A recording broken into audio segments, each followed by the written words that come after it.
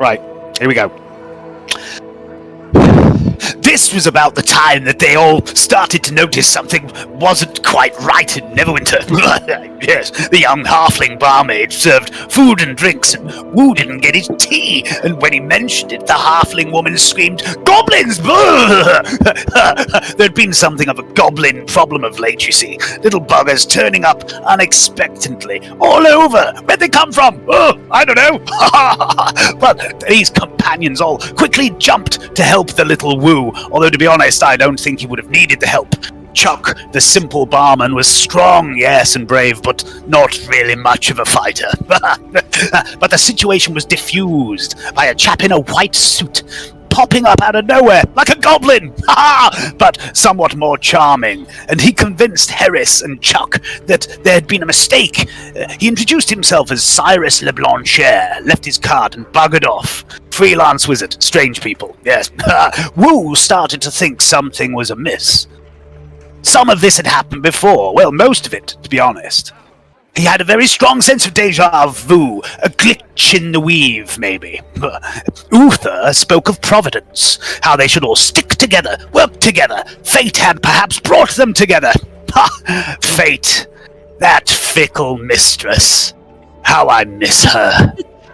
You know, Fate and I once spent a rather raunchy weekend together in Grandfather, yells a woman from the edge of the firelight. Age appropriate, please. Oh, sorry. The old man looks around the fire, across the confused faces of the dozen or so children, attempting to follow his rambling tale.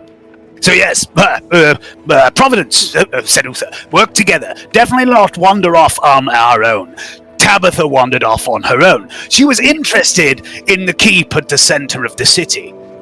Castle Never, it was called, carved from a huge piece of veiny white stone, almost looking like it had fallen from the heavens and plunged into the earth. It had been damaged several decades earlier when the mountain had gone fire and rock and death and great times. The previous Lord Neverember had imported stone from Mirabar to rebuild it. The colour was a little off, but there were wizards who were slowly turning all the new stone to match with the old. Tabitha realised that gaining entry without an invite would be difficult. Many guards, high walls. So she returned to the inn, noting the scent of one of her own kind around the shop on the way back. And back in the Iron Flagon, Moxie had kicked into party mode. Always loved a shindig, that one. There was dancing and drinking and singing and a whole hullabaloo.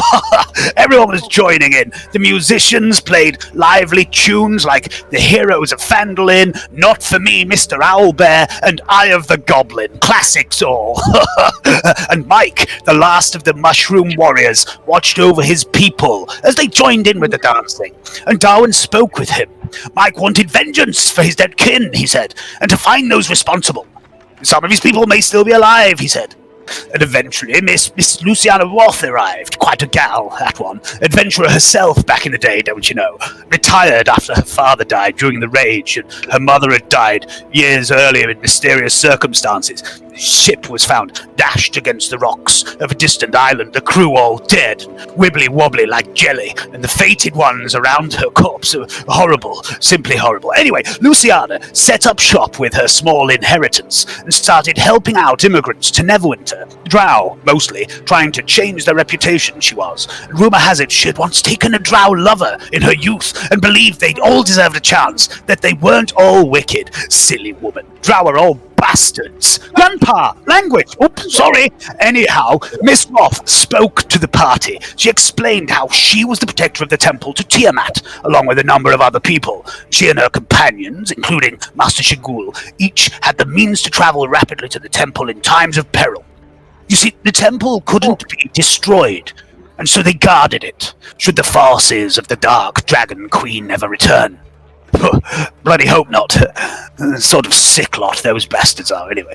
Luciana wasn't sure about that whole shadow thing that had attacked them, the creature they had fought in the temple, but she did know that it should not have been in the fungal forest where it had chased Moxie, Wu, Darwin, and Shigul. The Azure lands, that region of the Feywild set aside for refugees displaced during the Spell Plague. Those places were protected by powerful magic. Evil just cannot enter, and yet it had. For the goblins who had butchered the Myconids had been there too. The shadow will punish you, one of the hobgoblins had said to Wu in the cave with its dying breath. And Wu had told Luciana this. There was a criminal known to operate in the city who also went by the name The Shadow, said Luciana. Was this a coincidence? Perhaps. Perhaps not. Luciana asked Tabitha to give her the key to the temple, the staff she had swiped from the Fey realm. But Tabitha wouldn't give it to her. Master Shagul had refused to take it back earlier, so the Tabaxi had hung on to it. That night, after they all went to bed, Moxie dreamed of Queen Titania. She spoke to her in that vague, aloof way she has. Strange woman, Titania. They say her smile could cause crops to ripen, and her frown could trigger wildfires. And her gaze could cause mortals to go mad. She had given Moxie a task here in this realm. Moxie isn't alone in this, for there are many Fey in Neverwinter at the moment, or there were. The royal wedding was on the horizon, you see, and the Queen of the Summer Court was wary. Mortals are not to be trusted. Funny thing, Luciana said similar of the Fae to Voldron on their way back to her antique store. The next morning, the group all met up again. It seemed Uther's words of sticking together had some weight. They sold their collective junk that they had acquired, did a little shopping, and at that point, they heard the call of a town crier proclaiming the events of the previous day, and they realized that at some point they had lost a couple of days. The day of the last hunt, when Dukal, Uther, and Voldron had found the criminals smuggling the fire beetles, had been the 29th of Alturiak. The 30th, the last day of the month, they had followed Miss Roth into the temple. But the town crier proclaimed that today was the 3rd of Chess. 2 days, gone. Just like that.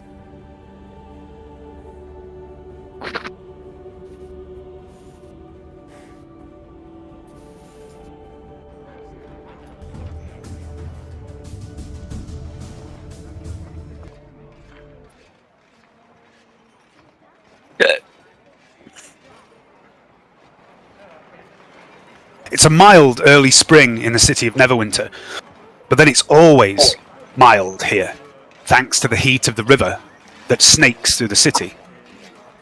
The streets of Blue Lake are busy. People go around about their business. A young lad weaves through the crowd, handing out flyers to any who will take one. The town crier continues to bark the news as he glares at the small stall across the road, where a stout dwarven woman sells the latest issue of the Neverwinter Gazette. Competition is fierce in the news business these days. The Gazette contains news from all over Faerun, and further afield too, while the crier merely bleats the items deemed important by those who rule the city. But what the crier lacks in content, he makes up for in volume. Hear ye, hear ye! Behold the news on this day, the 3rd of Chess. Lady Aletheia's final dress fitting scheduled. Weight loss on target, says sources inside the castle. Lord Felton's spoon collection stolen. Again. Archmage Stonesworn to retire at the end of the year. It has been 2 days since the last goblin-related incident. Remain vigilant. Report any of the little green buggers to your nearest member of the Town Watch or Neverwinter Guard. The crier glares at the dwarven newspaper seller, mutters something, and then moves on. And I would like everybody please to make a perception check.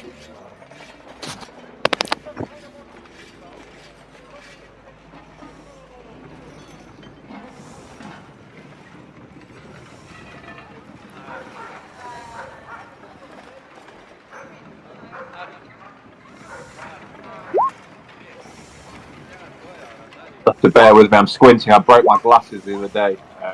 Oh no! I know. So I'm The getting them horror. I'm getting them next Saturday. Yeah. So I've got basically they broke at the top.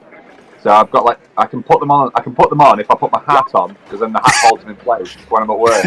But it means like from one side I look normal, the other side I look like a total twat. But I have to for work. It's annoying. Fucking hell. That's hilarious. I've got through 2 pairs of glasses while wasted. I don't know. Yeah, I must have stepped on one of them, and one of them just vanished into the ether. So Was that when you'd been at my house? that was one. I lost 1 pair of glasses. Yeah. Then one time I just subtly stood on them. I think. I can't seem to accumulate glasses. I've only got like 1 in the bank really. And Yeah. So I'm gonna try and make it up to 2 pairs of glasses, and that'd be fantastic. Yeah, I decided to go to Specsavers. They were like, somebody was like, you should have gone to Specsavers. I was like, I know, because I actually did go to my local optician when I could have got 2 pairs for cheaper than, as I found out, than the 1 pair that I got from my local optician anyway. So, yeah, you're right, I should have gone to Specsavers, I said to them. fuck Specsavers. That showed them, as I looked normal from one side, then turned away in disgust and looked like a twat. Yeah. All right. Moxie and Ducal, you see this town crier mutter something at the newspaper seller. And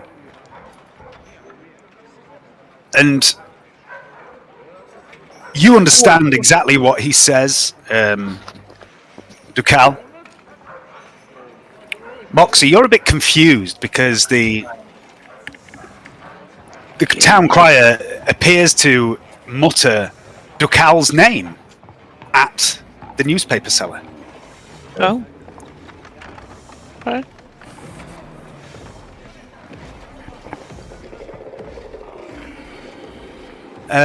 It's a little before midday. The sun is approaching its zenith.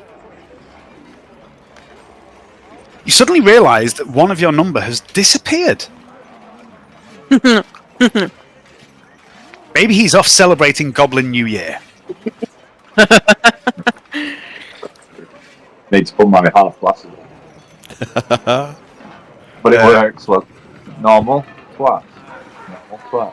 There you go.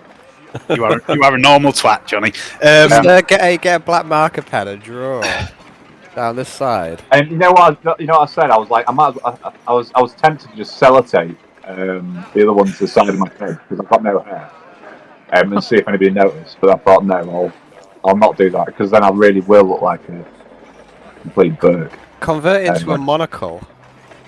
That was suggested to me, and I actually like that idea a lot. I think you could pull it off. You can get away with a monocle. Yeah, definitely. Yeah, there's not many you can do that, I don't think. Yeah, the few can get away with a monocle, but I should have asked them at Specsavers. I was like, do you do monocles? Yes, of course we do. They'll 2 for 1 offer. Right this way, like yeah, 2 for 1. And just give me a normal set of glasses. Okay. Around midday, guys. The city is yours. What would you like to do? Where was we? We were still so confining. I would love to just go on a hunt again. I'm just so. If you look at, We just got the tea, haven't we? That's where we was. We've been doing a bit of shopping. We'd sold off all our junk. Yeah, we got the tea, haven't we? We'd bought the tea. We'd gone to the Costa, which is like a general market, and I think everyone had bought everything they wanted to there because we buggered off from it. yeah, and where you went, where you also went, you went looking for potions, and there was 2 places. You went to the first one, which was Droppelbit and Chodrig's Alchemical Solutions, which is a very fancy store that's clearly got a large stock. You went in and were put off by the annoying gnome who had an annoying voice and also was not willing to budge on prices. And so you left there and you went to Priscilla's Perfumes and Potables, which is where you have just left. number 24 on the map.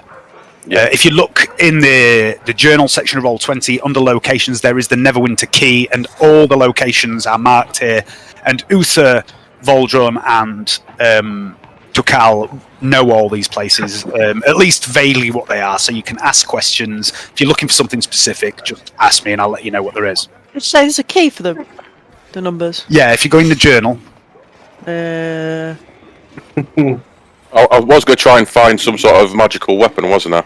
Neverwinter Key. I'll tell you in character Yeah. that it's probably ain't got that sort of cash.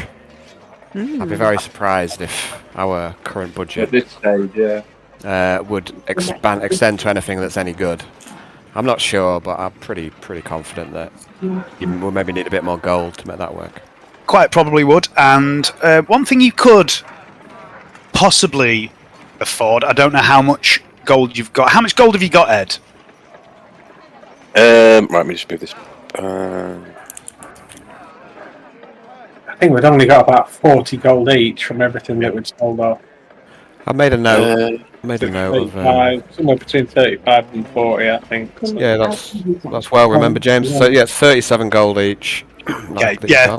The closest thing to a magical weapon that you can almost afford would be a silvered weapon, which isn't magical for the purposes of creatures that are immune to everything but magical damage, but it is handy against things that, are immune to anything but silvered weapons, for example. Is Hayden going into the debate on the smaller weapon? Sorry, everyone's talking at once. What was that? I'm wondering if Hayden was going to join us tonight. He's not playing. No, he's left the game, Johnny. Has he? Right. Yeah. Okay. Because it's Chinese New Year and he had a I've quit smoking wobble like he does every single year, and he's quit the game. I expect he'll be back for next session because this is what he does every single year, but for now he's technically left the game. Oh, fair enough. Fair play. It is an emotional time. I vowed not to quit smoking until I get given a scare of some description. What I really need is a health scare to give you that second gas. Tomorrow morning, Johnny, you're going to yeah. leave your house and I'm just going to be stood outside your front door in a mask. There's your scare. I mean, I'll have to start smoking again. I was an emotional wreck when I bloody quit smoking. Yeah, honestly, I'm becoming an emotional cripple when I stop smoking. Yeah. And I can't deal with anything. So I just continue to smoke. If I feel like I'm getting a bit unhealthy, or I feel like I'm starting my chest getting a bit, I just cut down, or I'll quit for a couple of days, and then start smoking properly again. Just do the Chinese way, get some new lungs. Anyway. Yep. Good call. Yeah, I've only got 47 gold, so Yeah, you're a bit off being able to afford a silvered weapon. They're usually around 100 gold, and there's no guarantee you'd find exactly what you're looking for. You might have to buy just whatever was there, but Best way to get a magic item, leave the fucker. Yeah, I suggest we'll do some work for someone, get some cash, that sort of thing. Okay. There are many ways to make some cash. I was wondering what the thingy was that the threshold was for magical weapons. You're talking for a basic +1 weapon. You're talking around 1,000 gold pieces. Okay. Yeah, we're just little minnows at the minute. We need to swim upstream for a little bit and get back to the birthing ground. Just come out of the shop, right? I reckon we get a job then. Well, we need to go find what's his name, don't we? What have we all done our shopping for the time being? Have we all We shopped get up? healing potions. Anybody fancy going hunting? If we're looking to make some more money, then potentially work with Lady Roth and go and hunt something big and scary. There might be some good coin in it. If we can get out in the wild, then I can do some herbalism. I can probably make healing potions. Yeah, that would be great. I'm getting. I feel really claustrophobic within the city, so it'd be nice to get out and about into the forest and go hunting. The thrill of it, I miss it. It's only been a week, but that's a week too long in my eyes. Yeah, there's a few people that offers a bit of work. I think what I'd like to do after we've done our shopping, I need to go and report back to my head paladin, because it says so on the loading screen. So I'd like to do that. So that's the next thing I'd like to do after we've all finished shopping. I'd like to go and just kind of report in as what I've seen. Yeah. Yeah. I really, can you hear me? Yep. I can maybe just I really need to find my little mushroom folk somewhere to stay. I think before we go off. I mean, you could just put them in your backpack, and they could live in there, couldn't they? I think there was a discussion. The lady, what's her name, say that she was going to help us find somewhere for them to stay.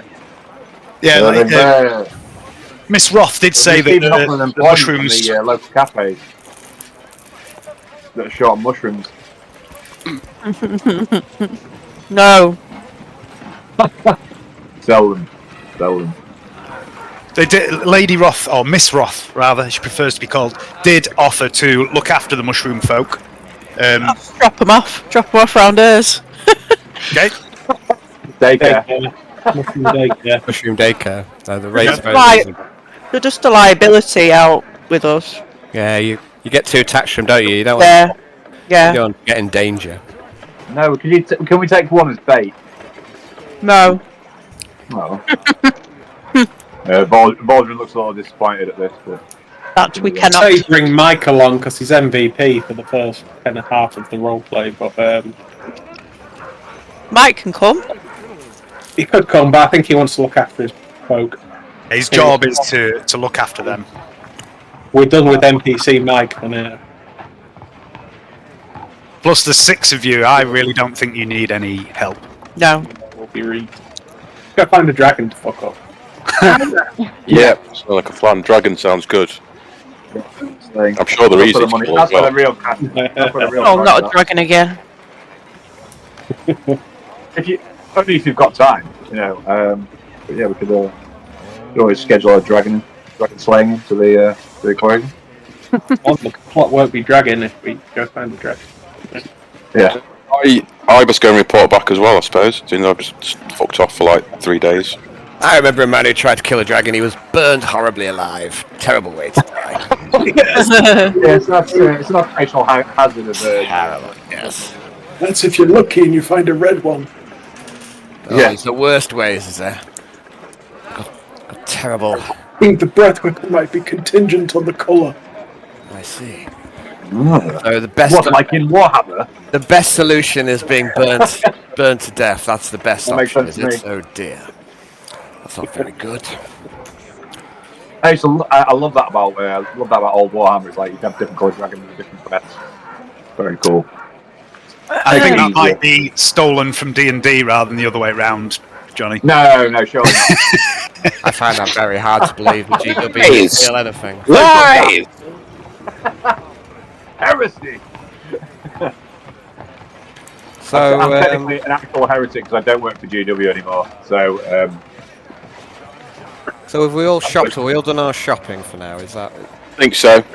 okay? So, like I say, I think I'd like to report back as well and then meet up. yeah, if we do a little, if we got a little side jobbers out the way, and then we can maybe think about getting back together and doing some work. Okay, so are you all? So you're not all going together. You're going to split the party. Oh, wow. Well, yeah, I mean, it'd be a bit odd us going around each of our people in turn, wouldn't it? who will join me? I will go back to Lady Roth and see if there's any bounties to be had. I think there's nothing bad could possibly happen if we split the party. Certainly not. Efficient. It's efficient. Yeah, time will fly by much quicker if we do it this way. Certainly Now would. going to see Master Shmuley and finding out what our collective next purpose is to do with this staff and the Sounds like looking logic. after the shrine. Good call. Whereabouts are we going to meet back up then? Let's meet back in the pub. Ooh. Sounds like a plan. I need to go report back to what's his name? What's his name? What's his name? Oh, the guy. Blah blah blah blah blah. Uthurk. You mean your adoptive father? Adoptive father, yeah. I've got it here. Forget his name, He is did you? Uthurk. I've known him all my life. I'd never forget his name. Yeah. It So was a heavy night last night. It's okay. Oh, we've put. I've just lost Tabitha. Brain cells were destroyed. So I'm putting you. I'm putting you on the map. I've put Uther over at the Halls of Justice. I've put Dukal over at the Orc camp. Voldron, I think I heard you say you were going to see Lady Roth, so I've put you there. Yeah. Moxie and Tabitha, I don't know where you two are going, so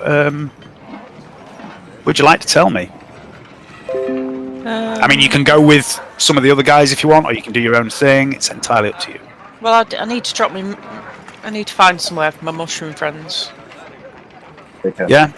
Like I said, they did get invited to stay with Lady Roth. Is that where they're at now? Trust her, don't I?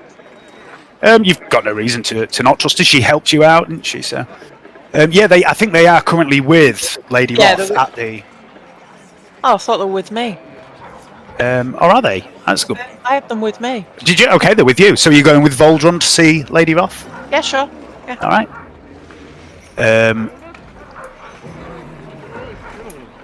So Tabitha and Darwin, just you two. Where are you going? I was going to swing by. Is it Swift Heart Sundries? Is that where I smelled somebody the day before? It is. Yep. Yeah, swing by there then.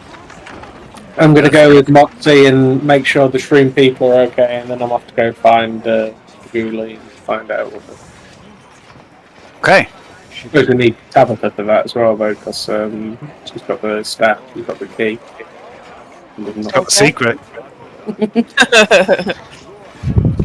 All right. Tabitha. What do you think I am, a dog? That Facebook Fucking clicking at me. Yeah, sorry, I was eating. Oh, sorry. Do I need... What days? Sorry, I don't know. Let me have a look. Just a second. I think you need... Leanne's taking this very seriously all of a sudden. You're very serious. All right, let me just have a look. Yes. Shroom people must. If you look at the spell, the last component, we ruled that in the other game that it can be any source of fire. It doesn't have to be what it says. Right. So if you wanted, you could go and buy that stuff you need. Might do after we get back Okay. from whatever's we're doing. All right. Whatever. Okay, so where were you? You were there. So the first person to get where they're going will be Uther. I'm a very fast old man, that's why. Also, it's the closest. It's because he's fast, Dave. Really fast. Okay.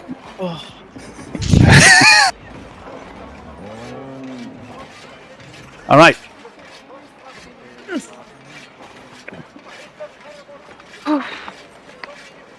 The Halls of Justice is a large building with many columns surrounding the central domed court building, and this doubles as a temple to gods, plural, as well as the Halls of Justice, as the name suggests. The main gods worshipped here are Torm, Tyr, and Helm, and they form something called the Triumvirate, where these three allied gods, the followers of these three allied gods, have come together to rebuild this temple over the last few decades and to form this defensive pact that has sworn to protect Neverwinter and its citizens from darkness. And you also currently reside here. You have been given quarters here as a paladin of Bahamut, as a guest here. Other gods are worshipped here too. There's a small shrine around the back where there's some statues and ornamentation to some of the other gods that allied with these three, but the main three big boys are Tyr, Torm, and Helm. The god of justice, protection, and something that has completely escaped my mind right now. And it's a vast building. It could easily accommodate giants. There's even enough space for dragons, perhaps, to land within its courtyard. And it's very mildly decorated. There are rooms for daily routine, and worship. The High Priest Ontharr Froom has his own temple here, and it's his own apartment here in the temple. It's to him that you go now. And Ontharr Froom is a human in his mid-60s, although he's quite a fit, strong-looking man. He's gone a bit portly over the years, and he's had his plate armor reshaped to take in his considerable girth. And I have a picture of Mr. Froom somewhere. Here he is.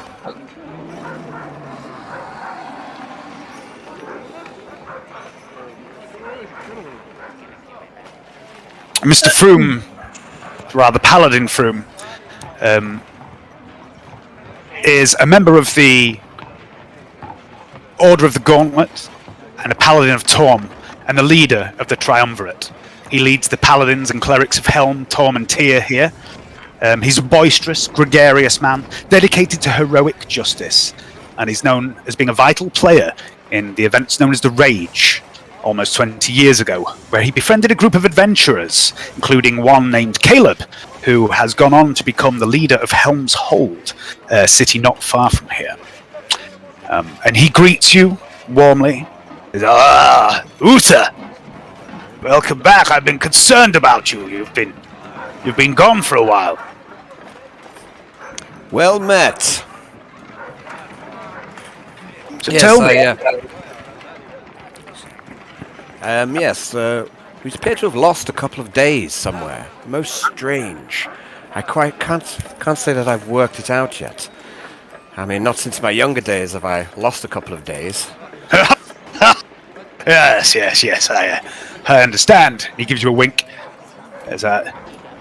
I'll be honest with you, sir. It's a phenomenon that has not escaped my notice, nor the Council of Neverwinter.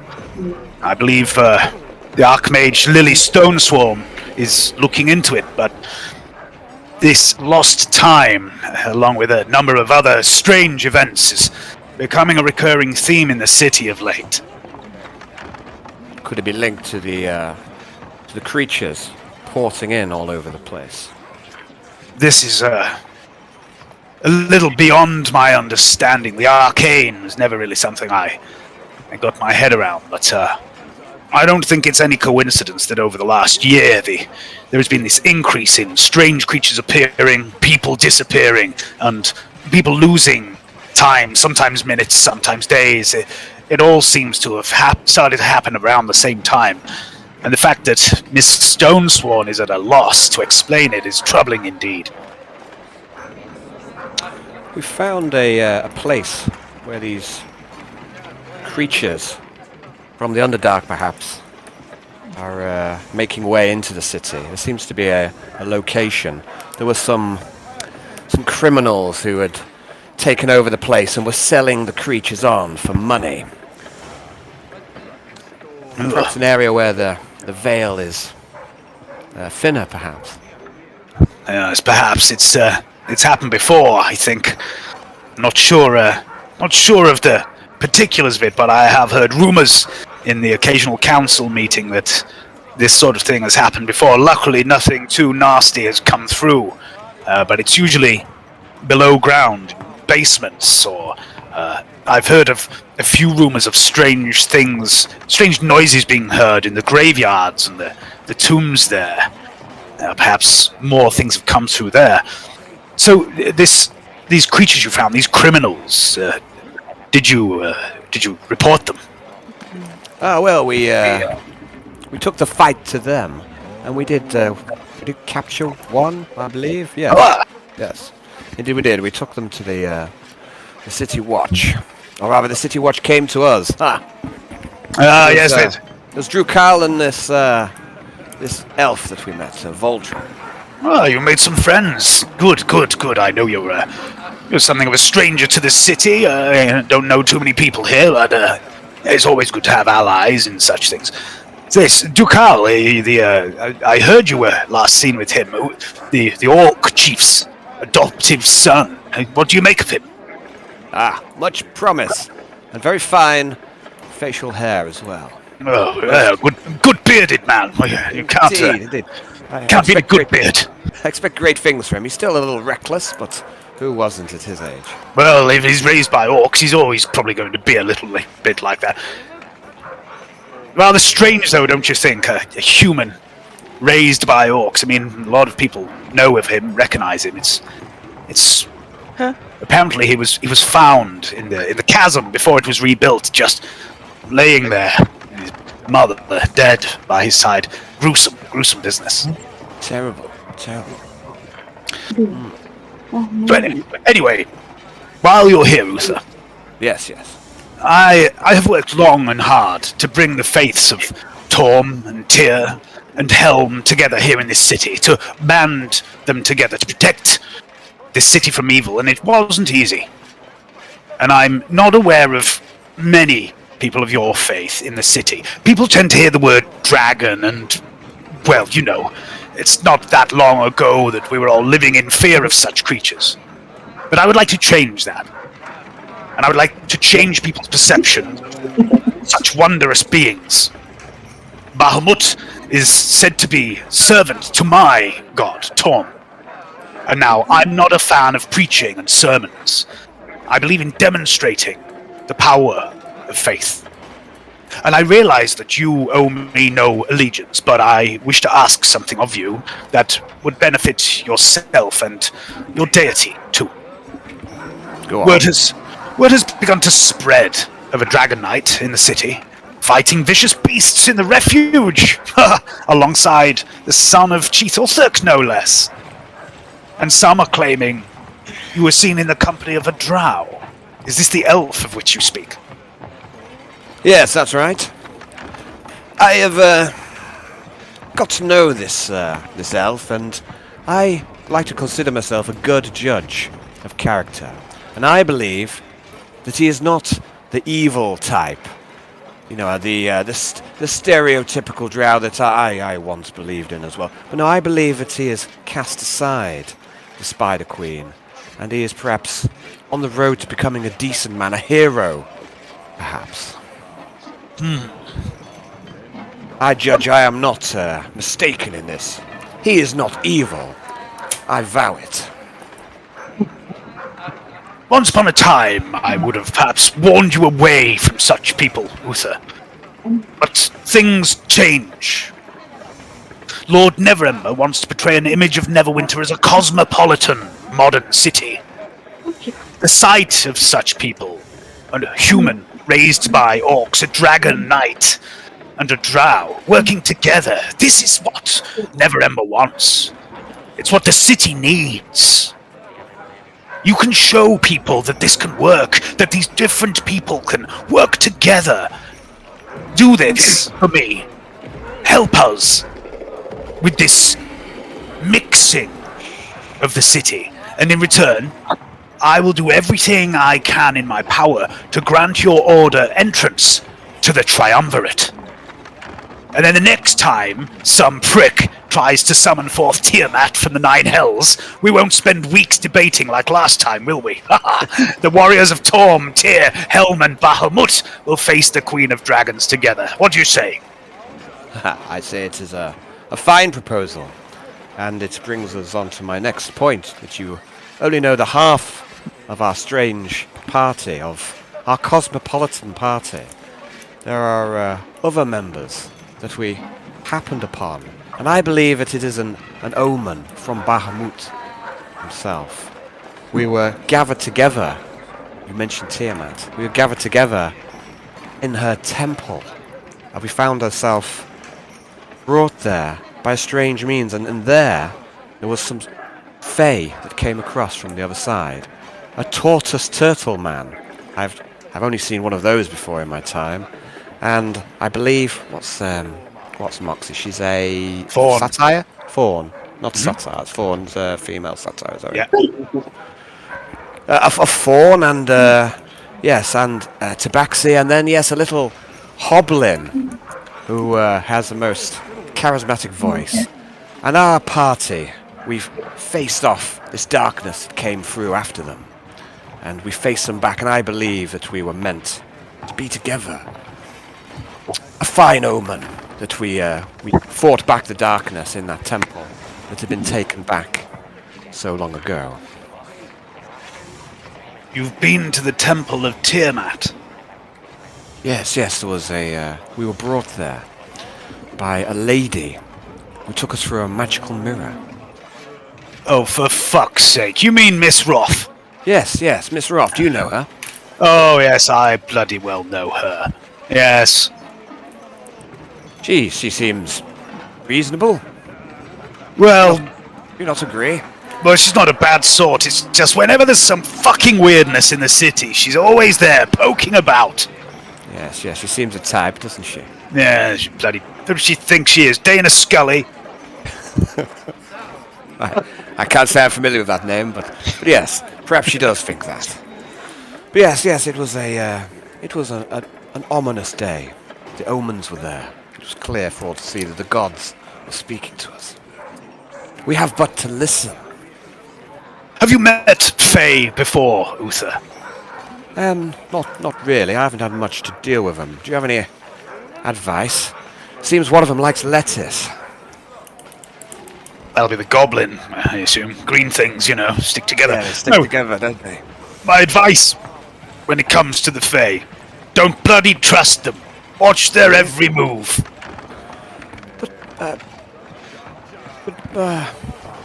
You said just moments ago that we were trying to bring the different races together. And doesn't the Lord Neverember himself want to bring the Fae into this alliance of races? On face value, he does, yeah, but I mean, the Lord Neverember is a bit. He's full of all these fancy modern ideas. I mean, the orcs are one thing. They've lived in the city for long enough, and the drow have been proven to relinquish evil sometime. But I mean, the Fae, come on. They're all weird. Well, you- I mean, they you were never- a little strange, in fairness. I mean, if I'm being honest, they was quite peculiar, and it was quite a strange day. But I consider myself a good judge of character, like I said. The drow is not evil, and nor are these Fae. Well, they always smell of soap. But no, I'm at the end of the day, Uther, I do not command you. I can't tell you what you can and can't do. And if you say these Fae are good, trustworthy people, then well, I'll take your word for it. But also, if it comes back to bite you in the ass, it'll be your own fault. Haha. Yes, quite right. But yes, they fought by my side, and we sent the darkness back, and that's good enough for me. This darkness of which you speak. What did it look like? It looked mostly like a shadow. It sent hobgoblins and shadow creatures into our realm. But yes, I couldn't really see it. The only thing that I could be sure would face it back was a holy smiting from Bahamut himself. I'll do it. I'll do it! Not much can stand to a good smiting. But, No, quite right. Well, I'll consult some books and some more knowledgeable people about such things. See if I can find anything that might help you. This darkness sounds quite ominous. Perhaps shouldn't be just brushed to one side and neglected. I'll mention it at the next council meeting too, and if you like, I'll make sure your names stay out of it if you'd prefer. Well, I have nothing to hide from the other council members. Very well. I'll bring it up tomorrow morning when I attend council. Very good. Yes, I'd be very interested to know. I'm sure we haven't seen the last of that dastardly shadow thing. We tried to kill it, but we could only fend it back. You think it might come back? Are you suggesting it may have been foreshadowing? Yes, you are a wit. Fucking paladins. Oh well. Anyway, Uther, I've got some business to attend to. So if there's nothing else, check in from time to time, won't you? And if you need anything, you know where to find me. Sure.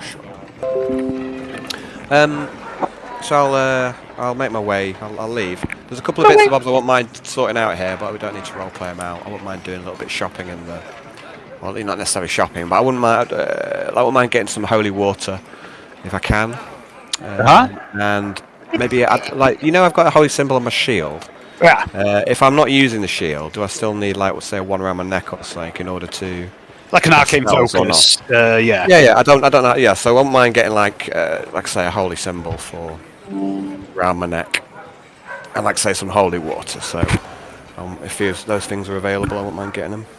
Yeah, so you can get them from here, and because you're technically a member here as well, you get them cheaper. So a holy amulet with the symbol of Bahamut would have to be custom made for you. Okay. But there is a smith here who specialises in such things. So for 2 gold pieces, you can have such a thing made. It'll take a day or so. Yeah. And holy water ordinarily is 25 gold pieces a flask, but as a member of this holy place, it's 12 gold pieces to you. Okay, I'd like to get 2 flasks of holy water and pay for the amulet, so I'll knock 26 gold off. Yeah. Okay. And that'll do for me. Do you want to move on to someone else? Okay.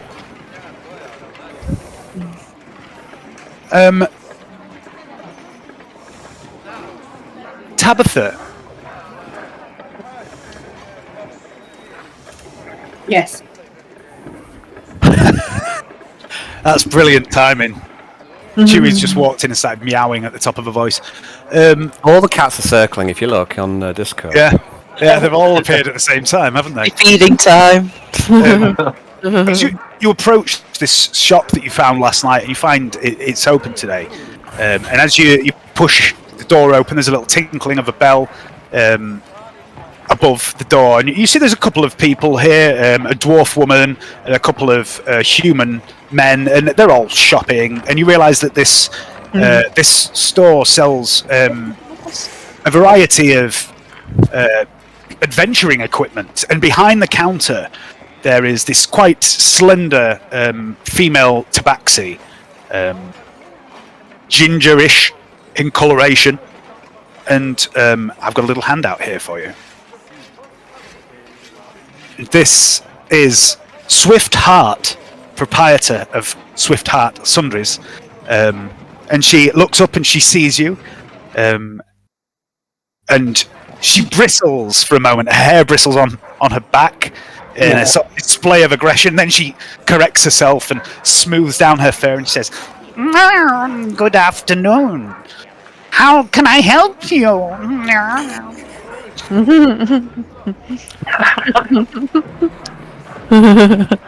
In the anime, where you belong.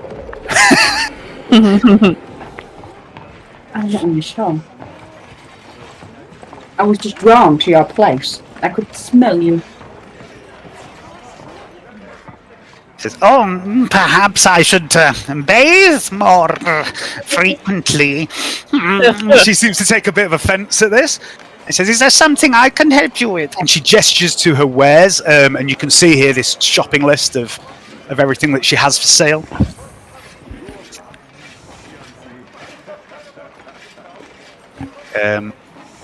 And she's dealing with one of the humans. One of the dwarves is clearly waiting for this human, and the other human is just putting a few bits and pieces into a backpack that they fasten up and they walk out. And they give you a little tip of the head towards you, Tabitha, as they pass you. And you see this man is dressed like an adventurer. He's wearing leather armor. He's got a pair of rapiers, both strapped to one side of his hip. And he heads off into the street.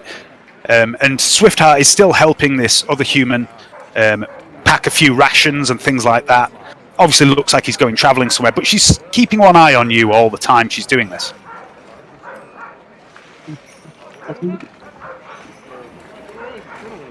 What might I need? What would be useful? This is general venturing gear. So I'm not sure if you've got any. Let's have a watch. Sorry, D. Hang on, it was attached.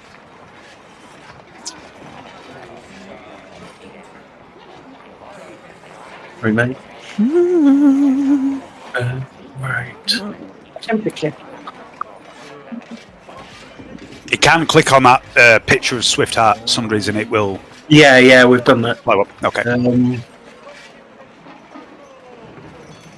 Sausage. Yeah, I don't think you've got any crafting. So it's just general. Hooded leather backpack. Roll. So you've got. And I've got my cloak with shit on. Yeah, probably not actually. You've literally got a cloak that kind of does what more useful things than this. So, I mean, it's all very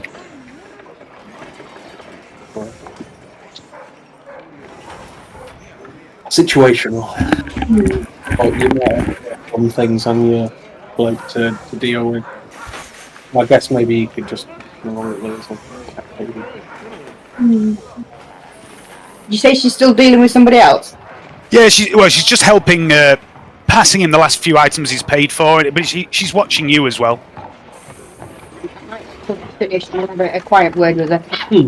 Okay, so it takes a few minutes, and eventually she packs up the rest of this guy's shopping, and he has like a big bulbous backpack full of stuff, and he hands it to the dwarf woman, who easily puts it on her back, and they trot out together into the street, and then Swiftheart just stands looking at you.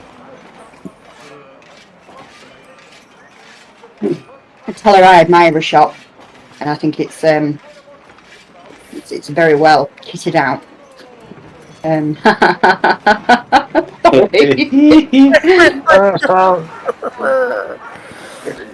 Nice pun. She says, Well,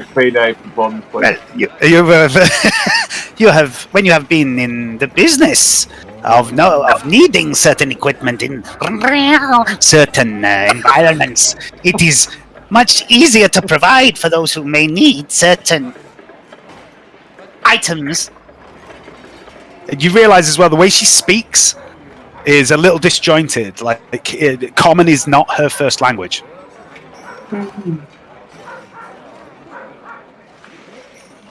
So,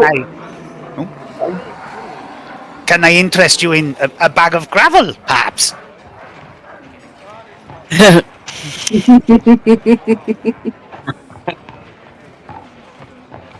I think I'll give that a miss today. Thank you very much. Well, if gravel is what you find you are needing, you know where it is. Ring, if you know much about the castle.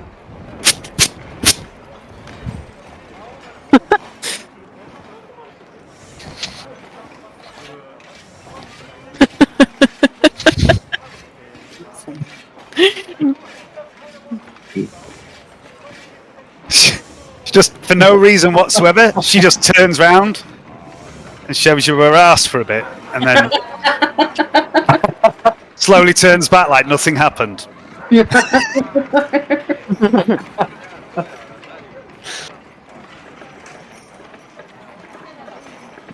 I'm not really sure. Yeah, I'm curious about the castle. Oh, castle never. Well, I have only been inside once or twice. The council meetings these days, they are open forum. Any citizen of the city is allowed inside now. The new Lord Neverember, he wishes to be very open in his dealings after the business with his father. Yeah. And what day do you hold it? Do they hold these meetings? Oh, I think they hold them most days except Sundays. Which is weird because there's 10 days in a week. I don't know. Yeah, most days there are council meetings and they discuss all sorts of business, you know, taxes, expenditures, criminal trials sometimes end up there. I've been a couple of times. It is mostly not interesting. Thank you very much. That's very useful information. You are a stranger to the city? We're just passing through, yes. You may find it difficult to gain entry as stranger to city. She rummages in her pocket and she pulls out this sort of piece of wood that has a very accurate engraving of her features on it and her name and where she lives and what she does. It says, all citizens must carry the card. No, only get in the castle with citizen card.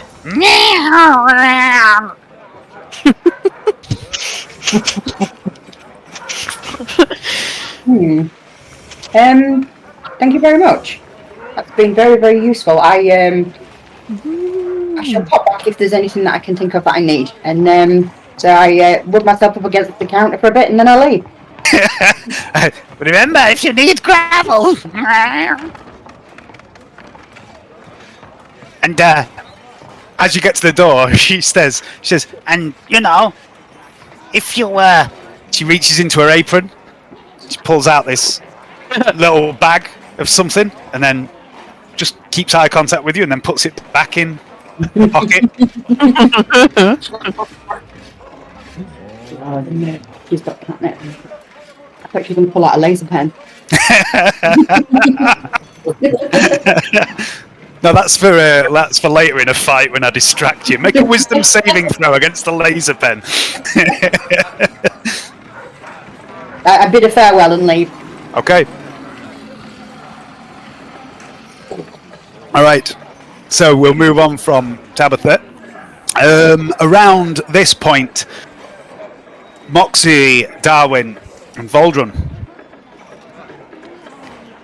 You arrive at Roth Antiques, which I'm pretty sure I've got a handout for. There we go. It's a tiny, tiny picture, though, for some reason. Yeah, so you find this shop easy enough. Voldrun knows the way there. He's lived here for several months. And you've both been there once. And you push inside, and in the daylight, it looks quite different how it did last night, or rather 3 nights ago, as it really was. And you can see all these strange oddities and artifacts and items, objects that are all over the place. There's paintings, there's statues, there's all sorts of weird and wonderful things. And you enter the shop, and Lady Roth is just standing idly behind the counter, filing her nails. She sees you enter and says, good morning.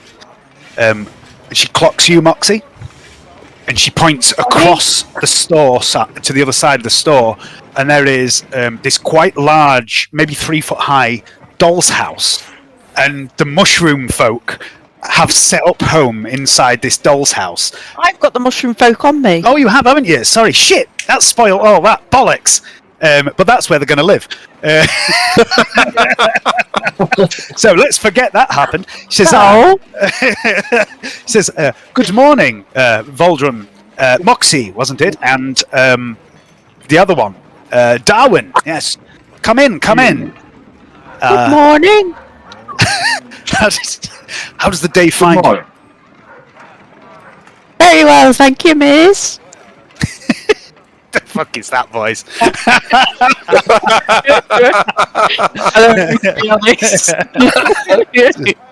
She says, I've prepared somewhere, as we discussed, for your little friends. And she gestures to this little doll's house that was going to be a nice surprise. And you see it's multiple bedrooms, and it's got, miniature furniture in it. And it's maybe not quite the right size for the mushrooms, but it's better than nothing. I'm going to go, oh! The mushrooms leap down from you, run across the room. Mike doesn't. Mike takes a steady climb down and strolls after them. And they all run into this doll's house and begin setting up. One of them, the smallest one, there's a little doll actually sat in a chair, in a little rocking chair in one of the rooms. And the smallest mushroom grabs the doll and hurls it out the side of the dollhouse and leaps into this little rocking chair and just starts rocking. Mike shimmies up the side of the doll's house, and there's a balcony, and he stands there at attention with his tiny little spear and shield, taking his job very seriously. And Lady Ross says, "Well, that's Serious. they seem to have taken to that." What? Sorry. I said it is serious. I say, oh, it's delightful. Oh, they're so happy. Oh, look at them. They're so at home. Waldron just looking at the frying pan hanging off the wall behind the dollhouse. No. And he just thinks, Ned. There is this simultaneous puff of spores from all the little mushrooms. Mike doesn't give any off, but the others give off this cloud of spores which quickly begin to fill the shop.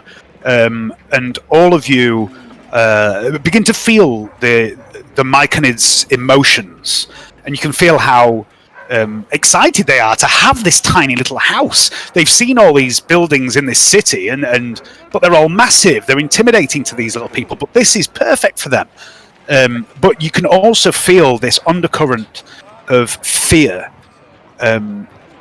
of what has happened to their people, and sadness at the loss they have suffered, and also the uncertainty of what has become of those who were taken from the village. I'm just going to start crying. My friends too, weren't they? Oh, Yeah. I'm overwhelmed by their emotions. Oh, thank you, Lady Ruffle. No, I think it's jump that way. It's early days, Mike. I don't know where we're going to go from here, or if we'll ever find your friends and get you back into the fair, which we'll certainly do our damnedest to try. He just No, they probably had it. He gives you a little nod, Darwin, and Moxie and Darwin, I would like you both to make a perception check, please.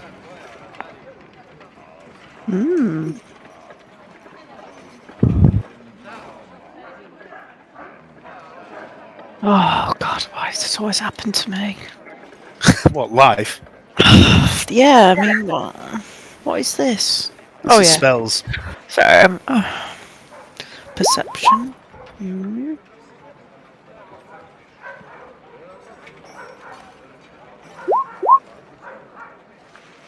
Darwin, you think just for a moment as you get this sense of the mushroom people's intent and emotions. They don't speak as such.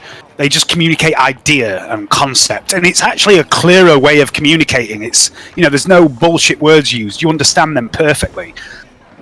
But as you feel this wave of emotions coming from them, you can also begin to feel sadness coming from Moxie at having lost these friends of hers. And you think, at the very edge of your perception, you can hear a voice.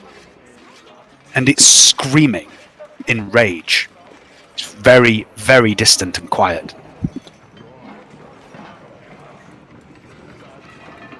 You might need to go to anger management, Mike.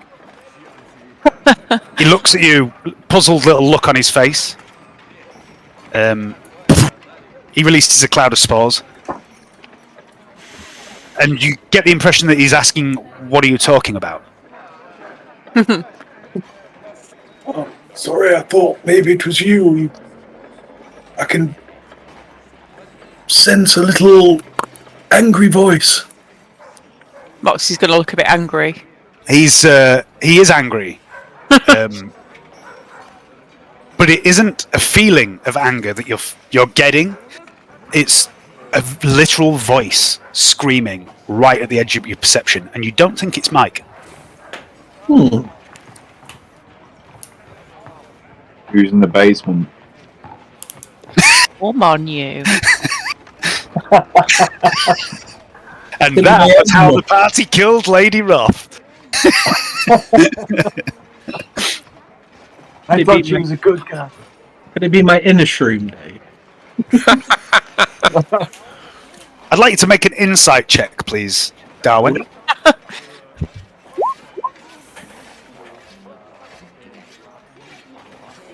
You start to remember that you consumed part of one of the Myconids back in the Feywild, and you think, nah, that would be weird.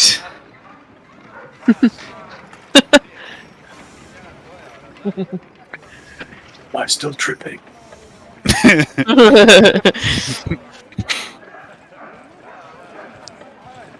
Sausage. Don't mind me, Mike. I think I might just be becoming symbiotic. He nods, sort of considers this for a moment, and you're still connected to him, and you kind of get the sense that he might not be surprised if that happened.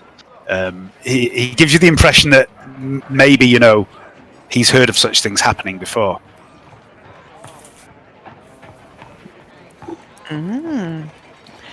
Fascinating.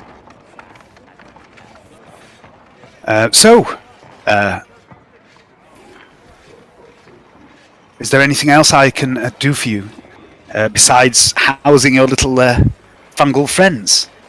This place she lives, what's in it? It's an antiques store. All right. It's got all sorts of bizarre and weird stuff. I don't have a list of what it sells, but the idea of it is if you want an object of artwork or anything that you could consider an antique, there's a very good chance you would find it in this store. Interesting. But that's one of the things she does. Obviously, she does other things too because she's guardian of the Temple of Tiamat. I'm gonna cut to the chase, Luciana. I feel a bit of an urge to go hunting. Got any bounties for us? Hunting, eh? Well,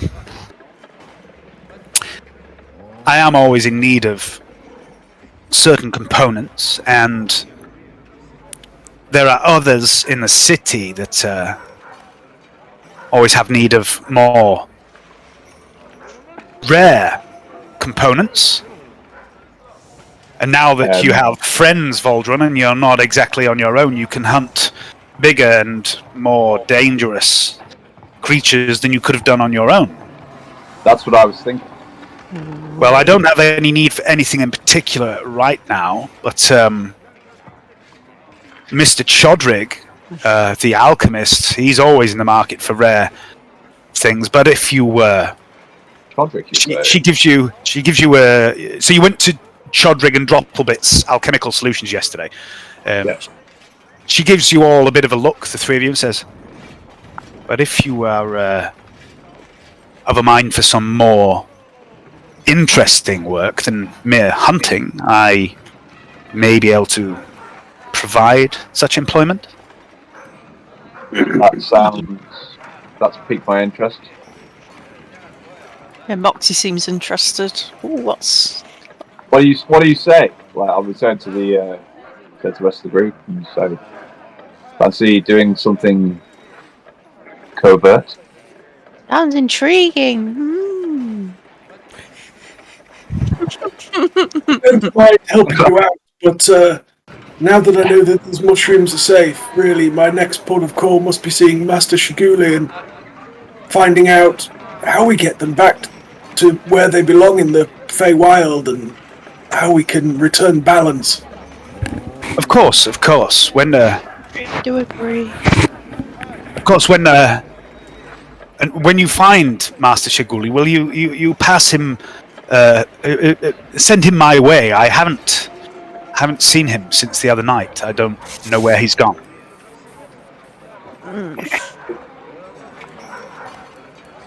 Oh, Maybe he'll find us. Perhaps.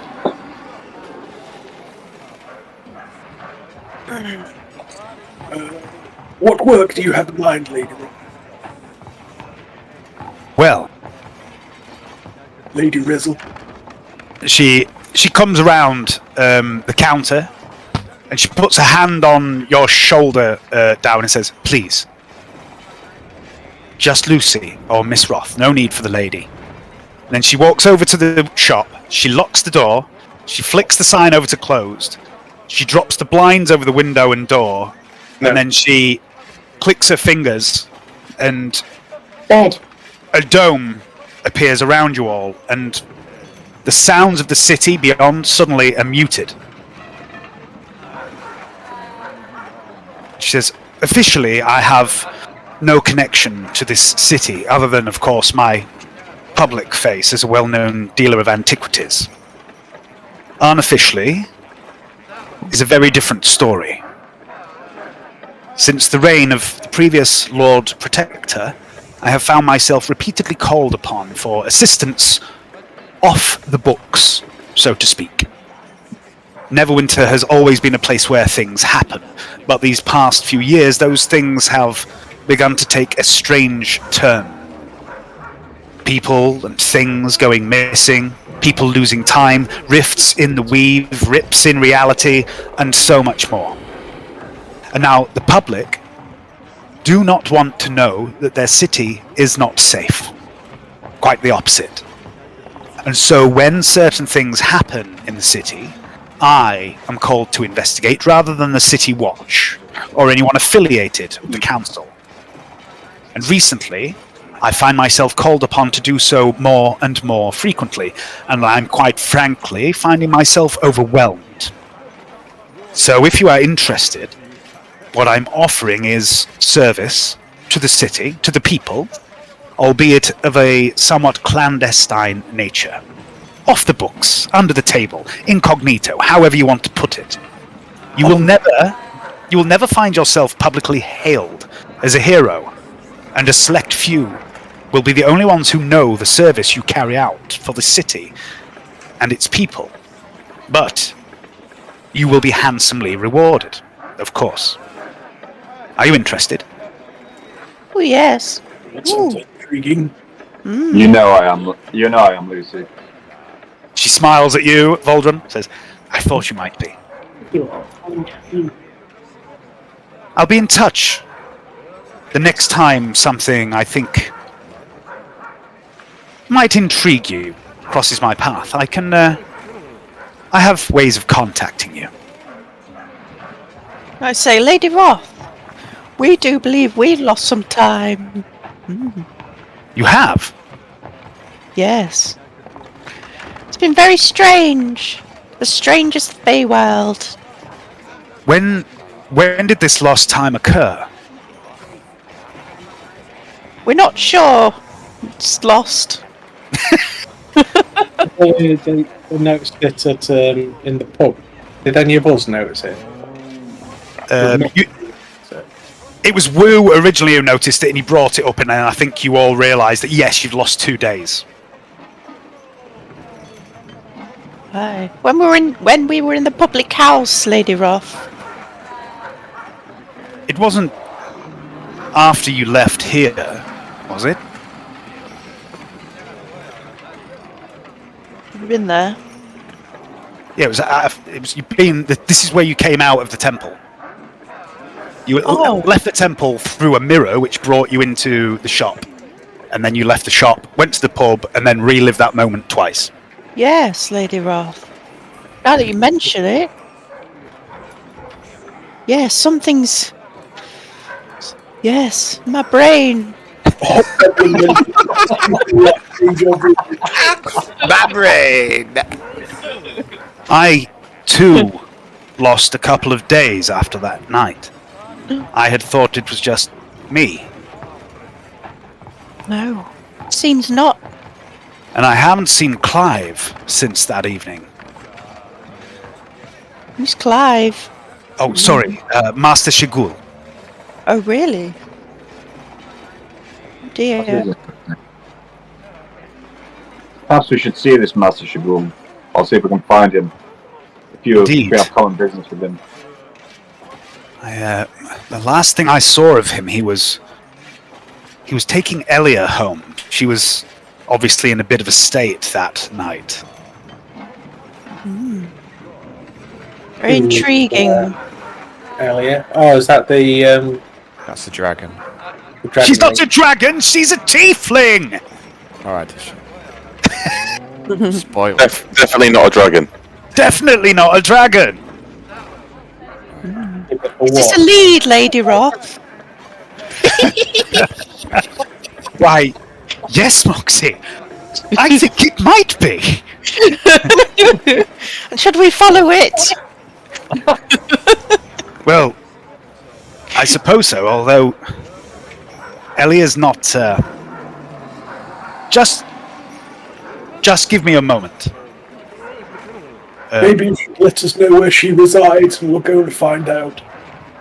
She Well, Elia's not really in the mood for taking visitors at the moment. Just one moment, and she heads over to the back of the store, and she stands slightly hunched over and focused for a moment with her eyes shut, and you can see her mouth moving. And she pulls a few faces, looks a bit uncomfortable for a while, and this goes on for some time. And then eventually she says, well, that's unexpected. Elia says she hasn't seen Clive since that night either.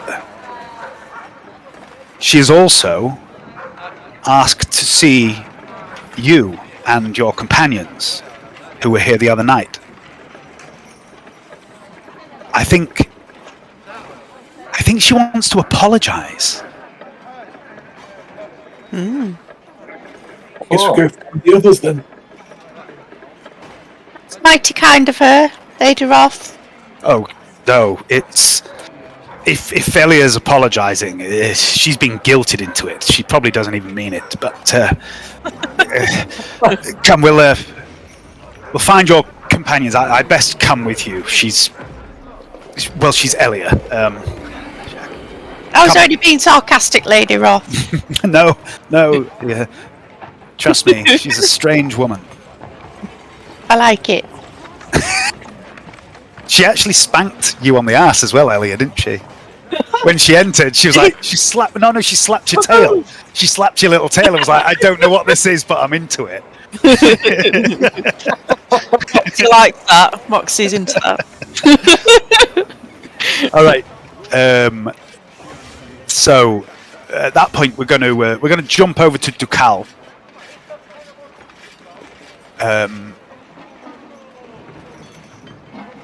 Sausage. I'm just going to pop some bits and pieces up for you. Yes.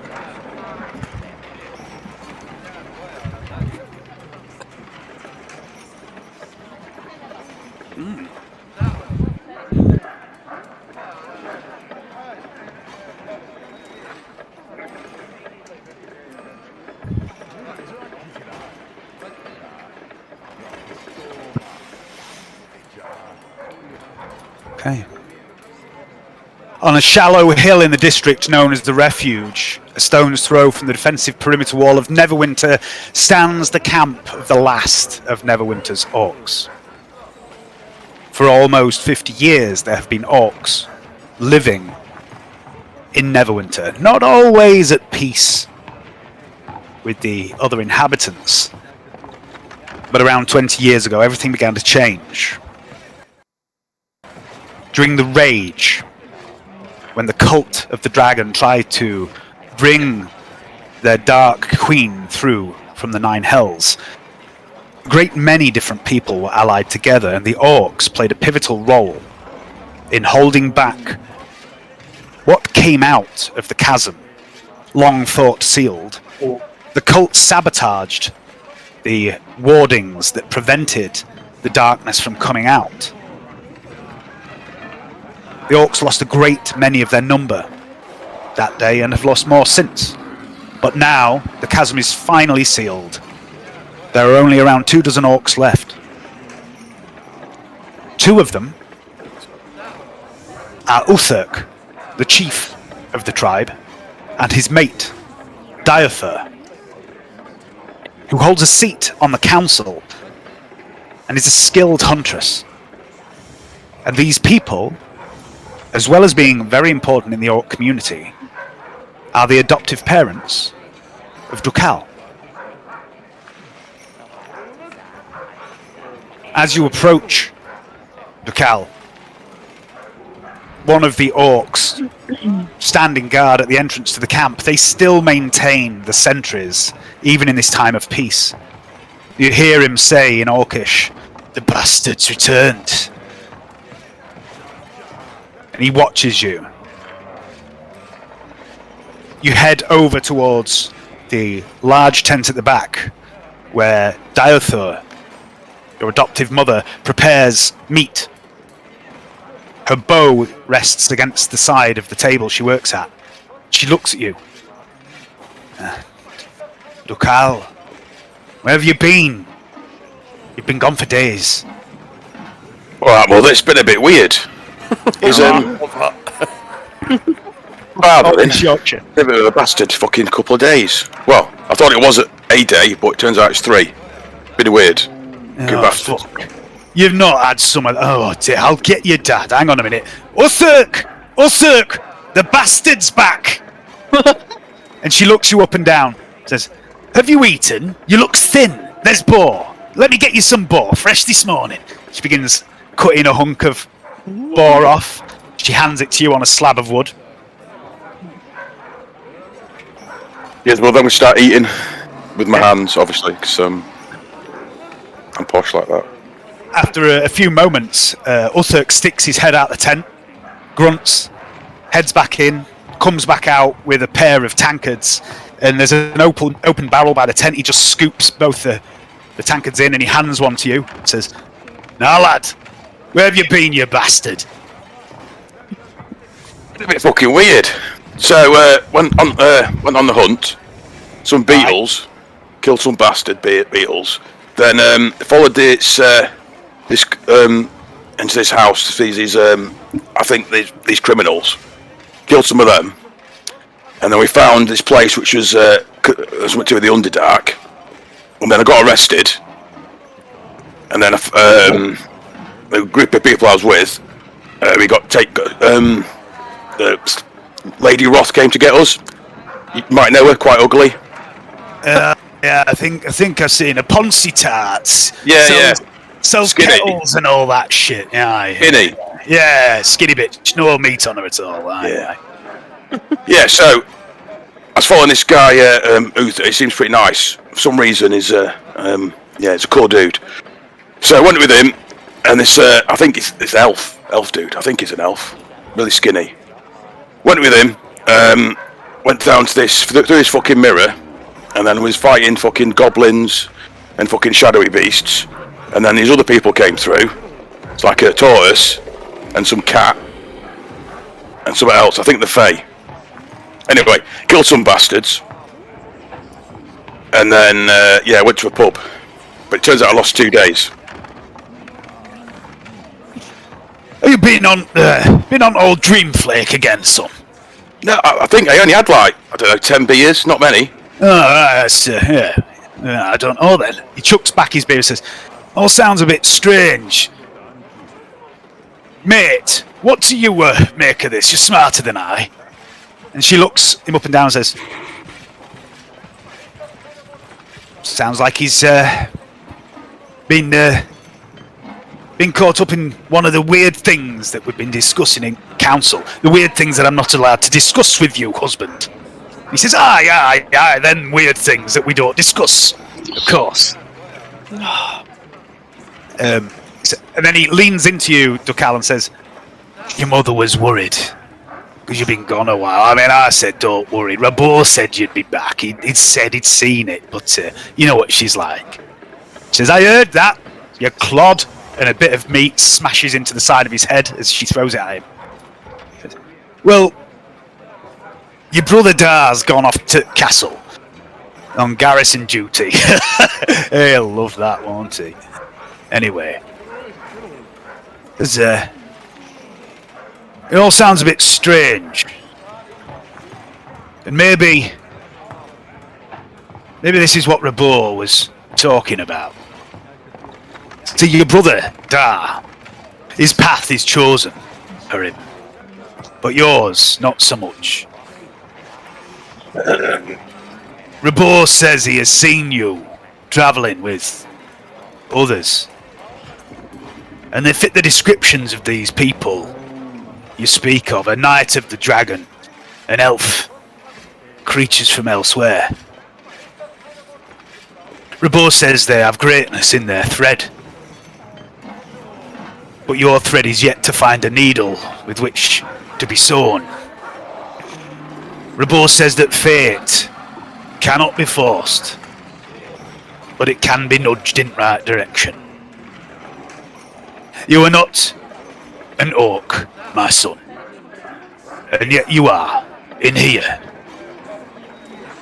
There is a place for you here always, but perhaps there is a place for you out there with these people you have met. Maybe you should weave your thread with theirs and complete their tapestry together. Aye, that makes sense. It's a weird feeling. Just with Uther, it just feels right fighting with him. I never thought I'd leave the orc camp, but I've never fought with him like something like that before. It just feels right. And these other guys just, yeah. I feel I need to go adventure or find something. This Uther, you feel you have a bond with him somehow? It's weird. I just got on with him straight away. You know what I'm like. They're not an orc. I tend to want to get used to it, but he speaks sense. He's a good fighter, full of advice. Maybe you were orc in previous life. Possibly. He does fight like an orc. I say he's a good fighter. I'd like to meet him sometime. Aye. Bring him and your new friends, the other ones too. Let's get a sniff of him. Let's have Rabor give him the old once-over with his magic crow. Aye, it's a good idea. It's definitely not imported from a different game. Definitely not. Definitely not. Okay. Anything else you want to do, say, while you're here with family? No, I say I'm gonna head back and catch up with these other guys and see what happens. I'll try and talk them come to see Rabor and see what the crack is. Okay. Just 1 second. Moxie, Darwin, and Voldron, you leave the antique store with Lady Roth. And she says to you, your companions, where are they? All over the city, ma'am. I can call you ma'am. I mean, Lucy would be fine. Or Miss Roth. Lucy. I can find them. Does this call for the mode? Just a moment. I have an idea. She closes her eyes and puts her hand to her head. Been a pterodactyl in way too long. Uther, you hear a voice in your mind.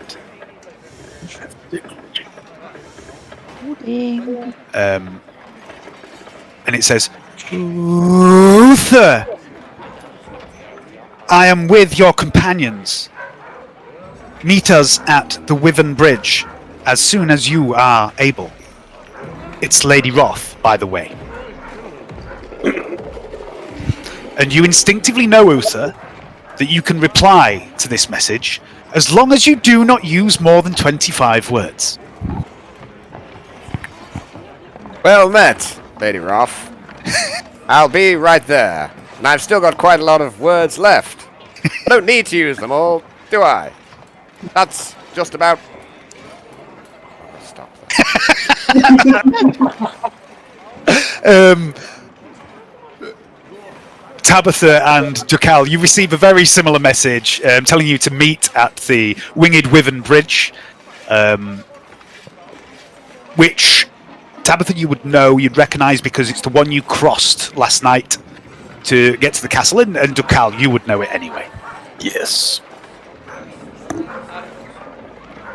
All right. So it takes about 10-15 minutes for you all to reconvene at the Winged Wyvern Bridge. And the day's going on around you. It's mid-afternoon now. There's the smell of roasting meat coming from somewhere. It smells delicious. The river is crystal clear, and you can feel the warmth radiating up from this heated river. And Castle Never stands on this hill. Well, it is the hill. It's basically a miniature mountain that's wedged into a hill, and it glimmers in the sunlight. And you can see from here the guards in their purple cloaks and tabards around the gate, and you can see these other figures atop the battlements that look less like people and more like constructs of some kind, maybe golems or something, but much slimmer, much less bulky than your average magical golem. And they stand to attention motionlessly, just looking out from the walls, and some of them look in towards the castle itself. And once you're all gathered together, Miss Roth greets you, Tabitha, Dukal, and Uther as you arrive, and says, "Shall we? I'll explain on the way."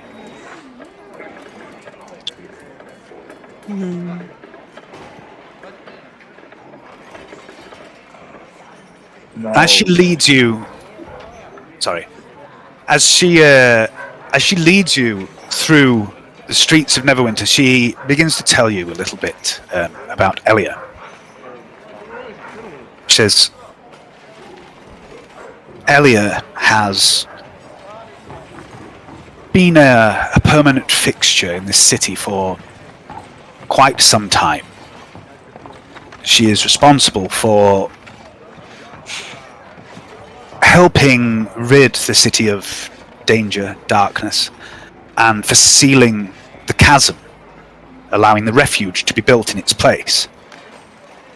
But she is something of a philanthropist, but also a very solitary creature. She makes friends very difficultly, although once she counts you as a friend, her loyalty is unbreakable, and she is a formidable ally. But she has recently suffered something of a loss. So I advise you give her a little slack, treat her gently. I strongly advise you don't provoke her to do anything rash. And she leads you to number... where is it? I've forgotten where it is. Is it that one? No, it's that one. She leads you here to number 27, the Lady's Manor. This is a raised hill, not a particularly high hill, and there is this manor house built atop the hill, surrounded by this very high metal fence that has intricate runes carved into it all the way around. But most of the mansion, with the exception of the roof, is obscured by thick trees, vines, and bushes that hide the building from the street view. And what you can see of this mansion, the roof itself and the fence around it looks like a fairly recent construction. It doesn't look that old.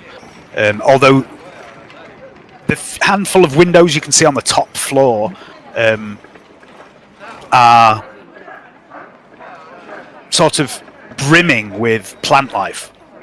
And even out the chimney on the roof, and even a hole on the roof, there is just this assorted foliage growing out of this rather new-looking manor house. And the grounds between the fence and the house are just full of trees and bushes and vines.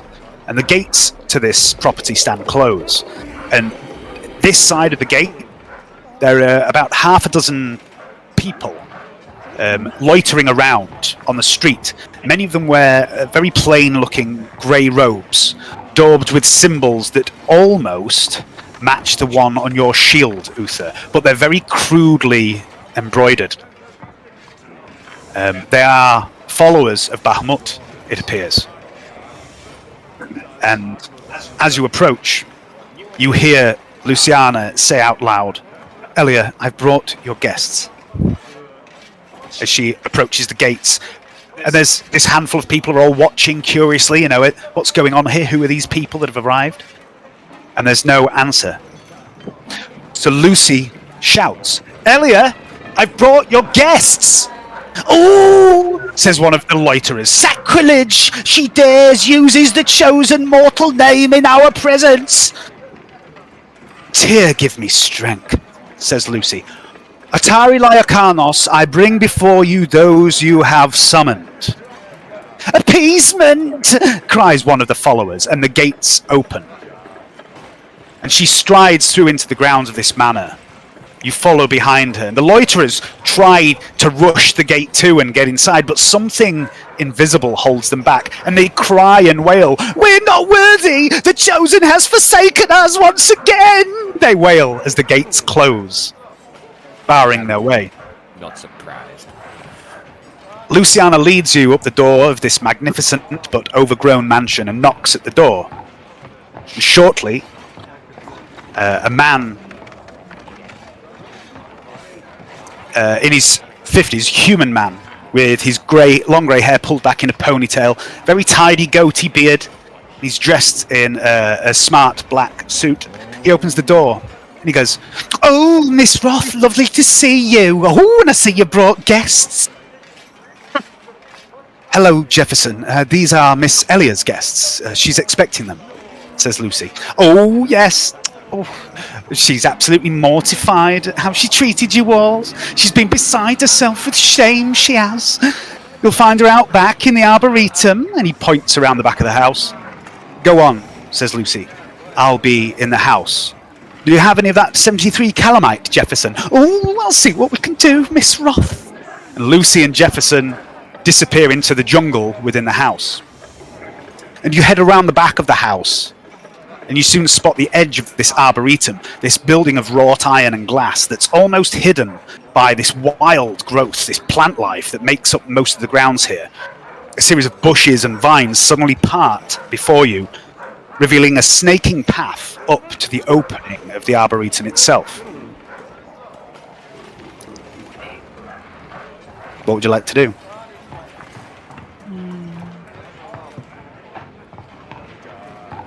Yeah. Yeah.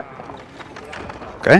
And you head up, pushing this door open that swings silently inwards. And inside the arboretum, it's no less wild in here. And you can hear insects chirping, strange birds calling to one another. Something large moves somewhere in the undergrowth. And then you see this small clearing in this indoor jungle. And there, reclining on a sun lounger.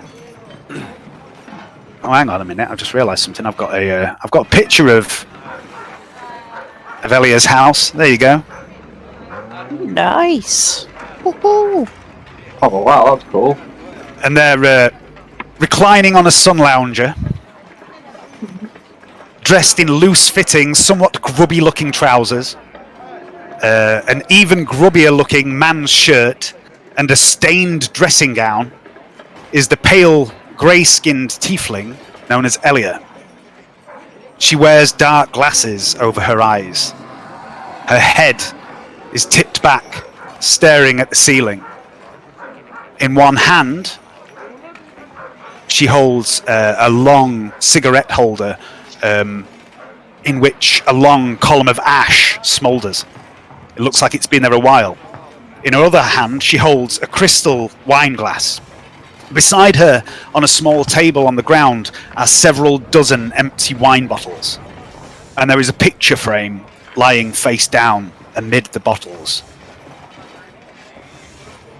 Luciana says, I owe you an apology, she says. She says I was rude to y'all. I got a bit testy with you. She sits up, groans a little bit.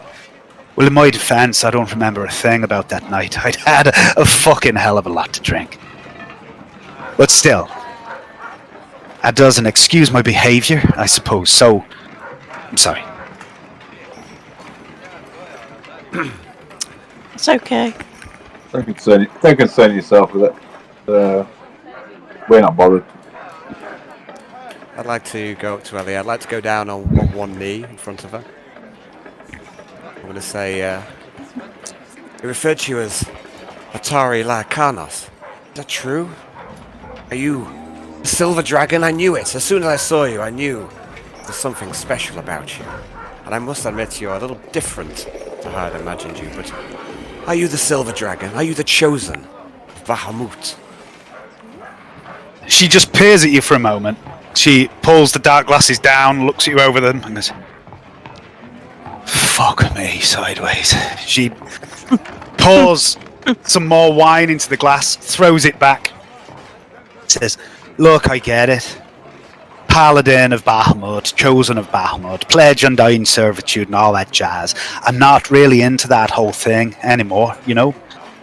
You've been around as long as I, and well, there's only so many times I can watch people I care for die horribly, violently, or in pain. So I wish you well and all that. You seem like a good lad, but I don't want your service or need whatever it is you're offering. Please get the fuck up. Stop groveling." Okay, I shall stand. Go. Yes, my lady, whatever you command.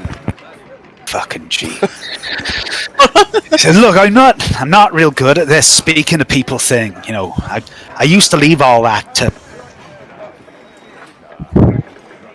but now you're here. I need to ask you a few questions, I suppose, about what happened that night. Lucy says you came through with Clive Shagul from the Feywild." She looks at the three of you who came through.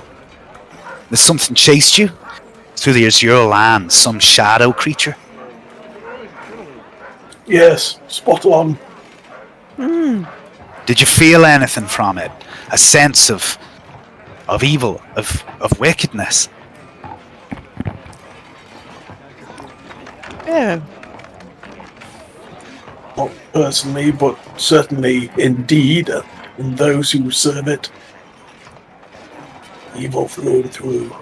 Did we feel anything, Dave? Can't quite remember. No, I mean, none of you really got the ability to, or didn't have at the time anyway, to do such things. There was no sense of dread or wickedness or anything. It was just chasing you when it attacked you. So No, but the people who were working for it were orcs, goblins and hobgoblins. Yeah. Nick cleansing the Feywild. It wasn't good, was it, if we were legging it? He's a baddie! Yeah, that, It made us run! It's quite intimidating. Our lives. Then it followed through to finish its job. Clive said he'd been fighting some goblins just before it arrived. Yeah, So goblins that said they were working for the Shadow. the shadow? The Shadow. They killed my friends! She looks at you for a moment, Moxie, and you see this look of sympathy on her face, and it looks like she's going to say something to you, and then she stops herself. So evil cannot and should not be able to break through into the Azure lands. Either the warden has weakened or collapsed, or the creatures were not evil. There is another possibility, of course, that the creature was evil, and it was already there, trapped somehow before the wardens were placed, and it was released, and just trying to get away. Nah, it seems a little far-fetched.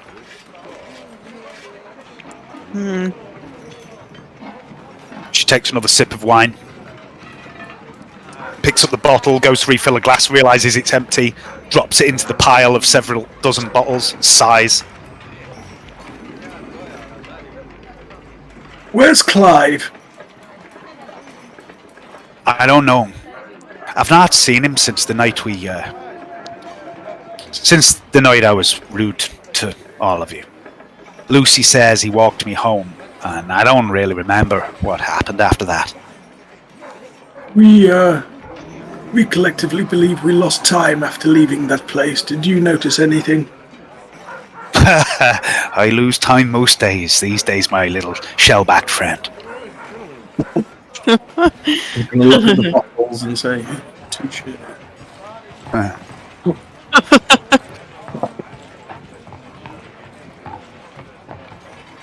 We're not in the habit of losing days. And somehow, we've all lost time. Including Lucy. Yes, it was very strange, very strange. I'm gonna look at Elia and say, "You know of any way we could locate Clive?"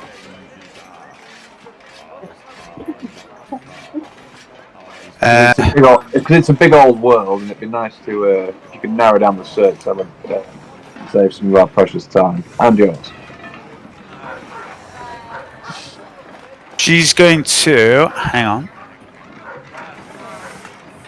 She's going to say, Jesus. he's not in the city. If he were, I'd be able to smell him. And say, does he smell bad? She laughs a little at this and says, I have a good nose for people. Once I've smelled someone, I never forget a smell. Say, do you want to smell me? Well, you already can, thank you. Most interesting odor you bring with you.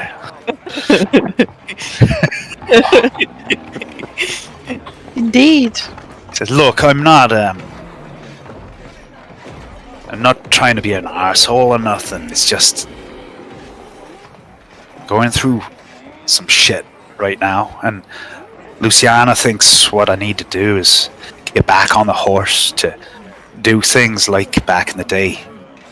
I used to guide folks like you a lot, help them become who they were meant to be, and she thinks that you folk have potential for some reason. But I just don't think I've got it in me anymore. I'm going to say, is that a real horse or a metaphorical one?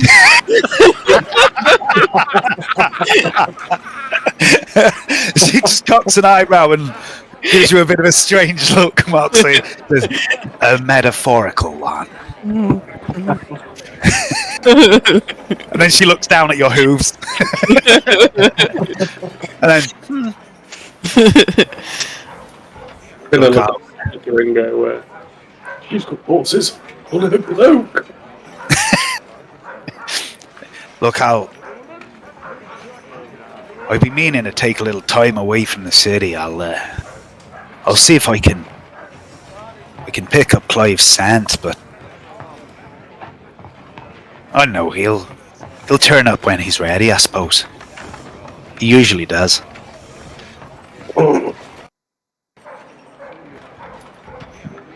She reaches behind the reclining chair that she's on, pulls out a bottle of whiskey, pops a cork out of it, and just necks it in one long chug. And then drops it into the pile. Oh, yeah. I'm gonna need more. It's impressive. As you wish, my lady.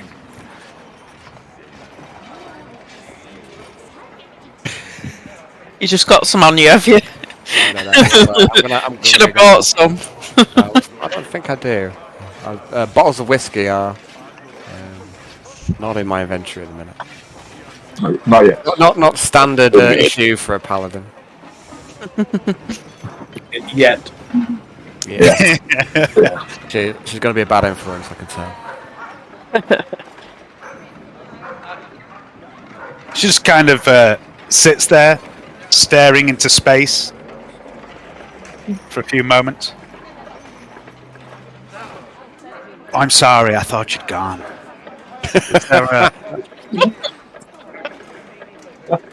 Was there something else I could help you with? Yes, point us in the direction of Clive. I have no idea where he is. Like I said, I'll take a look around at some point, see if I can catch his scent, but I don't know where he is.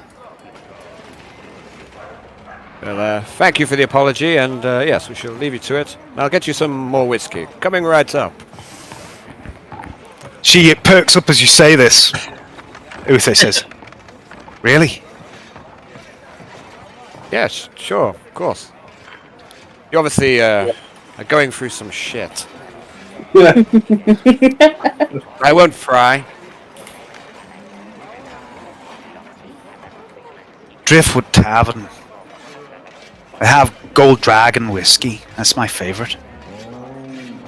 Yes, I'll see if the treasury can bear such expense. Okay. It's just reaches behind a chair, pulls out a bottle of brandy, pops the top off. Yes, you're definitely not how I imagined you, but yes, well met. We shall take our leave now, I believe. Okay. Is there anyone else wants to do? No. All right. You head back out, back through the jungle, which closes behind you. Again, knitting this path up to the arboretum, closed with vines and bushes, shrubbery that conceals the path. And you head back around the house, where you find Luciana sitting on the steps to the mansion with this manservant Jefferson, and they're sharing a glass of wine. And Jefferson says, and you should have seen the state of her nails. Oh, they're back so soon? Lucy, she's wonderful, isn't she? Drew Carl. Inspirational. Isn't she just a truly special lady? and Lucy, Elias. Lucy says, well, she offer you anything? She offered us an apology, and it was well received. Just an apology? She didn't offer to set you on some grand quest, or? Oh, no, she needs some time. She's not quite ready for that. We shouldn't rush her. We don't need to put any pressure on her. She just needs a little time to get back on the metaphorical horse. Damn it! I had hoped that a fresh-faced group like yours might rekindle the fire in her, or something. Fuck! I can't bear to see her like this. I think some whiskey might rekindle that fire. I'm going to go and get her some straight away and see that I haven't got enough money. I bet she's got expensive tastes. Why not? She's a chosen of Bahamut. Of course she's going to have expensive taste of whiskey. Well, between me and you, she'd drink pretty much anything you put in front of her these days. Well, thanks for speaking with her anyway, but it's a shame that you couldn't rekindle that fire. Little did they know that something was coming. Something that would most definitely rekindle Elia's fire. Of course, had they known that, well, they'd have run a fucking mile. Grandpa! Language! Oh, sorry, I'll be right back. Say, who was that? Did anyone else hear that? I heard something strange. Like some kind of narrator.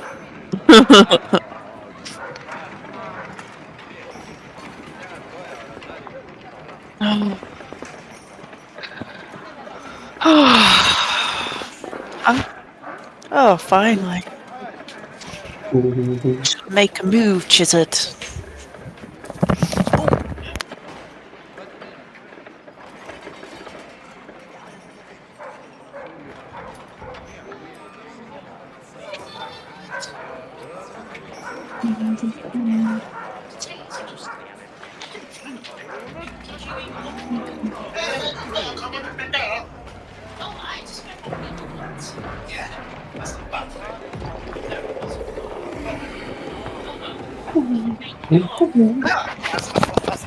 For like two of them, that was it.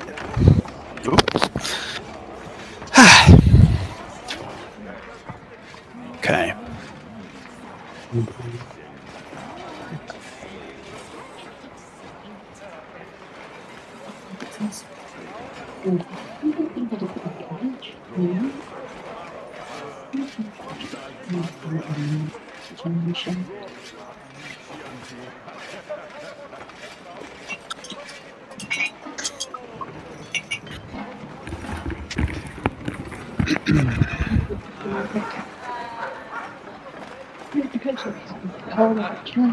I've got a glue. I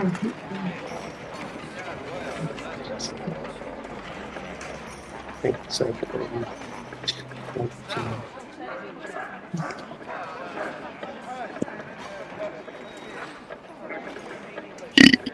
She's probably ready for something, yeah. What's all this?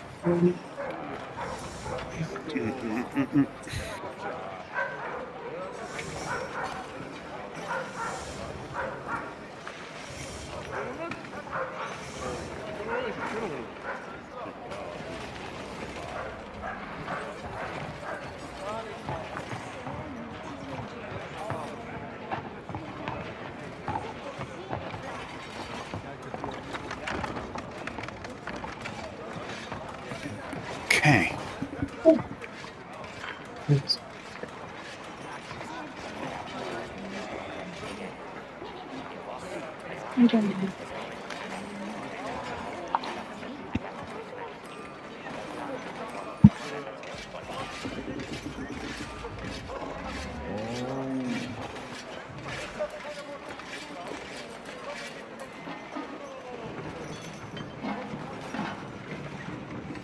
Leanne's just feeding the cat. She'll be back in a moment.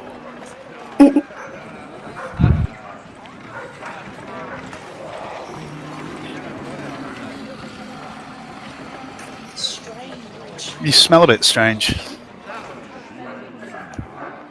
Come on. Sorry. Stop standing in the doorway like a weirdo.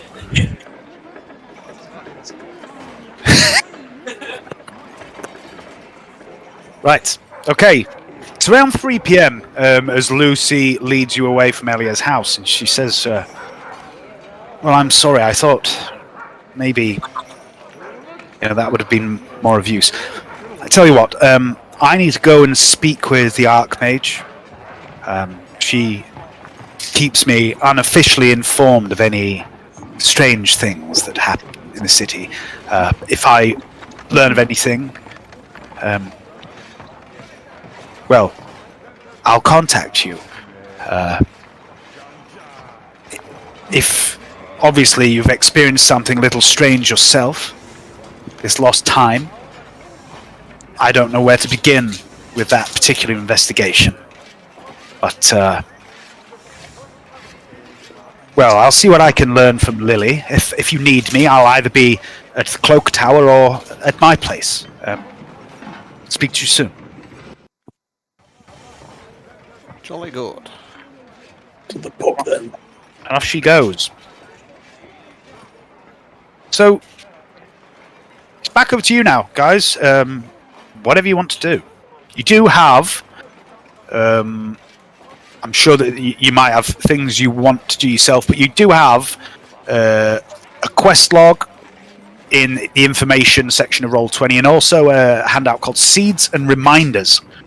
The quest log at the moment only has 2 items, and they both relate to those first sessions that you had as the individual teams. And Seeds and Reminders are just little bits and pieces of things that have happened or been mentioned throughout the game, and they might be important, they might not.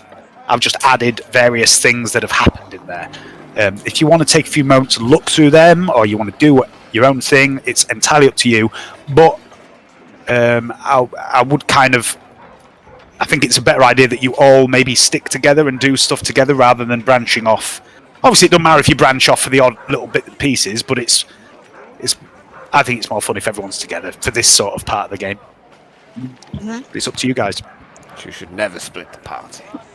I mean, it puts people out of the game for a moment, doesn't it? If you do, that's the reason I don't think it's a great idea. But What's happened to Wu? none of you have seen him. Nobody's commented on the fact that he's missing either. How very strange! Almost like he's just been forgotten. I love Wu. I love his little voice, his little. I do. cheeky I miss smile. it.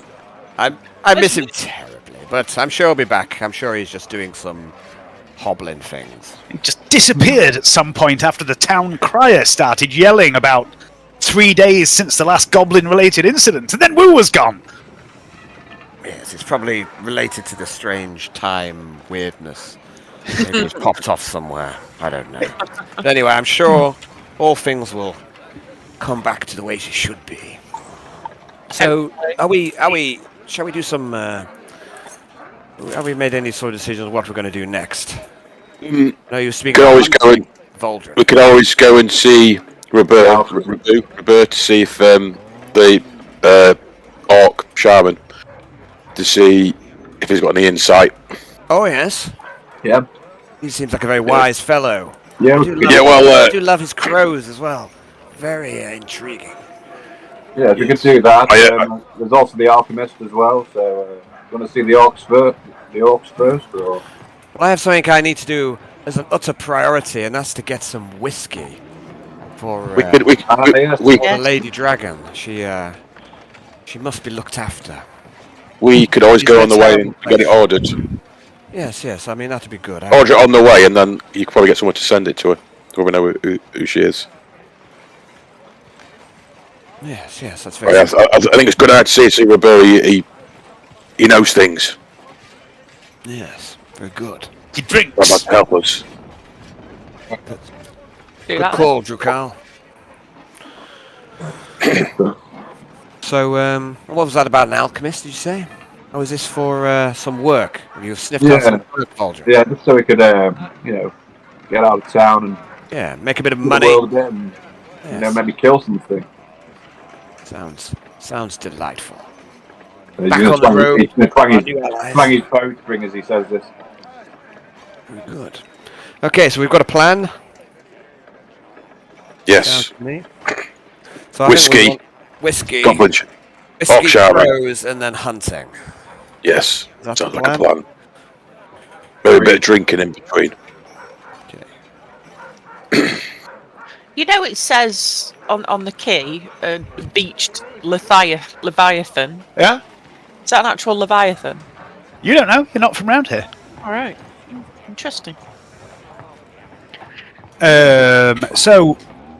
It's probably just a figure of speech. Could be. So the Driftwood Tavern, which is where Elia said they sold this whiskey, is number 17 on the map. Number 17? It's down on the harbour here. Get out of the way, but that's where I'm going to have to go next. So. Yeah,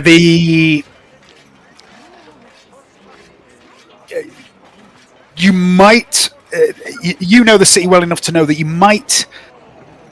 possibly be able to buy whiskey also in the Lion Shield Costa, because this is, everything basically. It's a market for everything in bulk, as well as, a normal market stall. Most of the trade in the city goes through the Lion Shield Costa, but you don't know what brand of whiskey you'd get there. But Elia says you definitely get it. Yeah, I'd like to go to the Driftwood, I think. Okay. Yeah. Okay, so we're heading to the Driftwood. Okay. All right, so on the way there, you pass by a few places that catch the eye of those of you new to the city. Number 54, for example, not far from Elia's place. This place here is another large manor house set behind a large fence. And it's very austere, and there's no light on inside, but it looks very well kept. But it's hard to imagine anyone lives there. And Dukal, Valdrin maybe wouldn't know, but Dukal and Uther know this place as Velgard Manor. But you have no idea who live there. But it is a very large manor house, and it's very striking and eye-catching, but not as striking as number 28, which you would see from Velgard Manor. And number 28 is the Shard of the Moon. And this... Where are we? The Shard of the Moon is this fractured section of a tower, and you have, those of you new to the city, you haven't noticed it until this moment. And it's this fractured top half of a tower that floats about 100 feet up in the air, and it's hovering at the moment over the River Never, high above the buildings. And it's made of this brilliant white stone, like purest alabaster. It looks like it was sheared off of its base at some point. And it doesn't match the architecture of any other building in this city. And I would like Uther and Dukal to make a history check, please.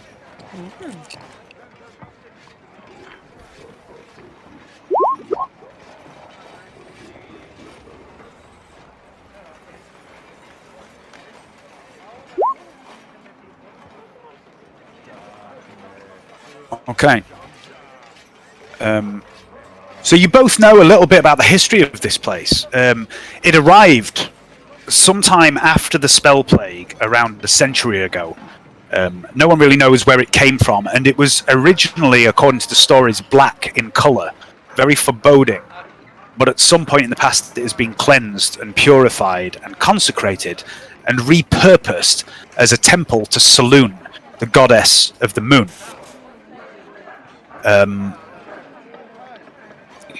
And you also know that there's a number of elven priestesses that live in this tower, and it floats around the city. Every day it will be somewhere else.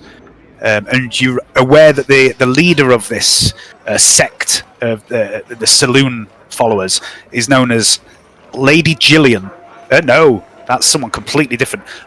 Lady Jasmine, and she is a very strange elf, it is said. She's very rarely seen.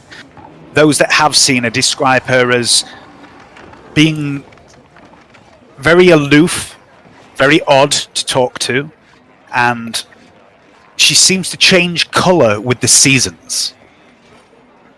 Cool. I mean, you head past this tower. It really is eye-catching, this place. It's fascinating to see it just hanging there. There's a few fragments of rock as well that hang from it, not connected, almost like they're falling perpetually. And you head past the first two of the bridges that connect the north and south riverbanks, and make your way down along the banks of the river, past the edge of the defensive wall. You don't cross the bridge at all, that's a lie. Past the edge of the defensive wall, round the bank, and you approach the Driftwood Tavern. And Moxie, you see beyond the Driftwood Tavern something that catches your eye. For some strange reason, this intrigues you.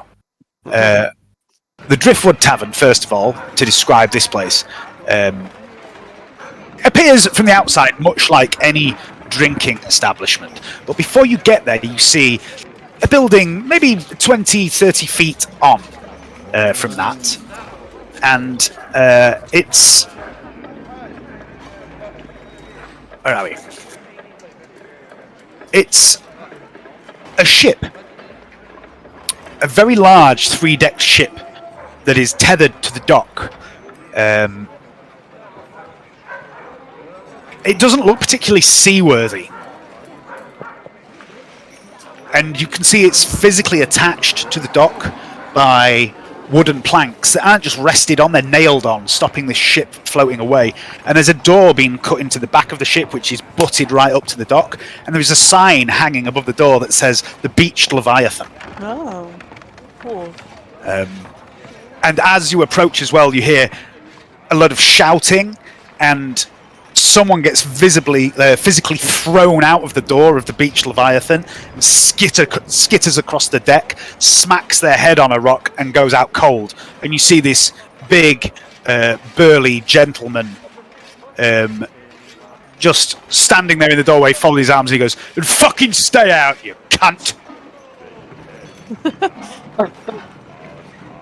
So there's the Beached Leviathan handout for you, and then we'll move. Just because you seemed intrigued by it, I thought I'd give you that. And the Driftwood Tavern, as you push your way inside, like I say, from outside it looks like much like any other Driftwood Tavern, any other drinking establishment. But inside it's something else entirely. The furniture and fittings within it are all made from bits and pieces of Neverwinter's past. There are old statues decorating its corners. There are old doors that have been pulled from the wreckage of the city's former grandeur to double as tables. And there are unbroken panes of stained glass hanging overhead with torches and candles behind them, casting this interesting array of coloured lights across the place. And there's artwork hanging on all the walls. Some of it looks very old, some of it is damaged by water damage and damp, some of it has clearly been blackened in fires. And there are a handful of patrons scattered around who, from the look of them, are mostly dock workers or sailors or, that sort of people. And it's very warm in here. There's this large open fire burning, and there's this elderly, rather frail-looking woman sitting by the hearth, rocking backwards and forwards, wrapped up in blankets.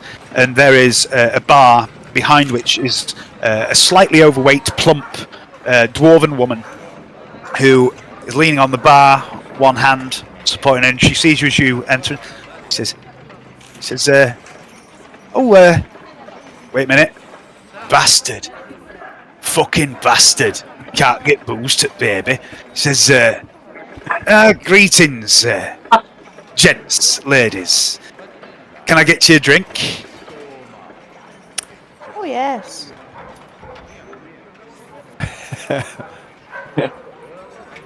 Got keen, Moxie. He is keen on a drink. She clocks you straight away as well as you say yes, and she looks you up and down, sees your legs with hooves, and her eyes go a little bit wide and says, "Right, you are. Do you want it in a trough or in a pitcher?" just kidding. Don't look at me like that. No. What'll it be? Bad form, sir. Bad form. Little casual racism between friends never hurt no one, did it? Moxie's not that offended. She's proud to be hoofed. So she's still looking at you all expectantly? What's the name of this whiskey? Is it Golden Dragon Whiskey or something, is it? Yeah. Okay. Yeah. Sorry, what's this? Has this person introduced themselves? It's a he? It's a woman. Although it's hard to tell. It did sound a little masculine, that was all. Yeah. My good lady. I'm a man! Well, yeah, I do humbly apologise. I'm just fucking with you, so I am a woman. It's hard to tell. You are a bit mannish. Yes, I am. It's been commented on many times. I'm going through the change, you see. You could probably do with a shave. I mean... Most of us could. Yes, anyway. Especially down there, let me tell you. Whoa, it's like a wild jungle. You always insult your patrons. We've all wandered in the wilderness from time to time. Well, pretty much, yeah, that's kind of what people expect down here. Oh, I see. Yes. It's part of the banter, is it? I like a bit of banter myself. Do you fucking fancy armoured prick? No, not really, actually. Never mind about that. Too far, sorry, too far. No, I haven't got the hang of this yet. I've only been working here 6 weeks, you see. I'm still trying to find that fine balance. I'll get the hang of it sooner or later, yes. Anyway, I'm in the market for some Golden Dragon Whiskey. Do you chance sell it? Oh, the fancy stuff. Well, yes, we do, yes. I had a feeling about that. Yeah, we do sell it indeed, yes. And how much, pray tell, is this fancy whiskey? It is the expensive stuff, sir. And she reaches back onto the shelf and pulls a bottle. Says it's 1 copper piece per shot. And for a bottle? It's 1 silver piece. That's not too bad, is it? Not too bad. Well, it's the pricey stuff, that. What are you talking about? well, I guess I'm. Yes, very good. It's really not. It's really not expensive. It's quite cheap. I was braced for like something stupid there. So, and do you have many bottles of this fine whiskey? Well, I've got quite a few in the cellar. Why is A crate would be appreciated. a crate? Yeah, sure.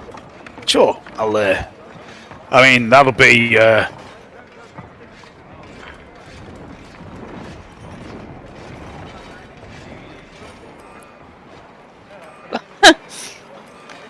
Hang on.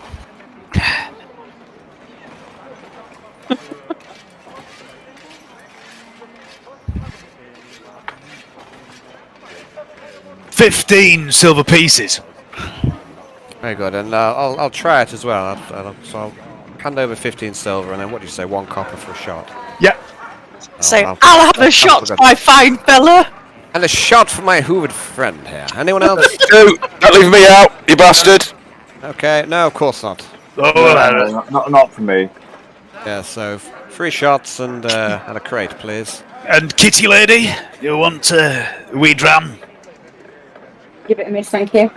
And what about Shellhead there? I think he doesn't seem like the whiskey type to me. Rightio. Pulls out 3 small glasses, pours a pretty generous measure. It's probably in modern terms getting on for like a triple or more, Nice. and puts them in front of you. It says, "I'll be right back." Yeah, Gonna bosh it straight back. Okay. Boom. Yeah, I'm gonna. Yeah, I'm gonna just smell Down it and the taste toilet. it and to see if it's the right stuff. So Or you're if I knocking it believe straight back. Oh yeah.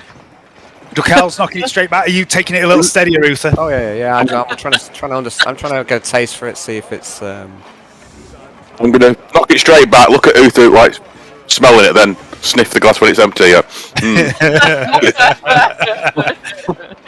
Okay. Okay, so the 2 of you knocking it straight back, I'd like you to make a Constitution saving throw, please. This is pretty strong drink.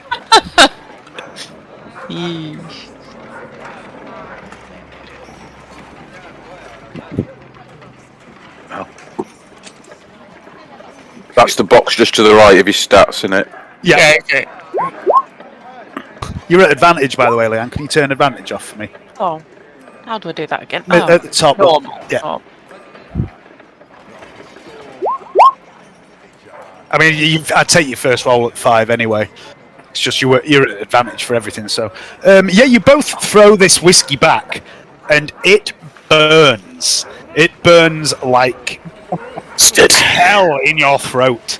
It is rough, real goddamn rough. And Uther, you realise as you sip this whiskey cautiously, it is not the good stuff. It is some of the cheapest, crappiest whiskey you have ever encountered in your life. And Moxie and Ducal, you are slightly drunk. Where's my...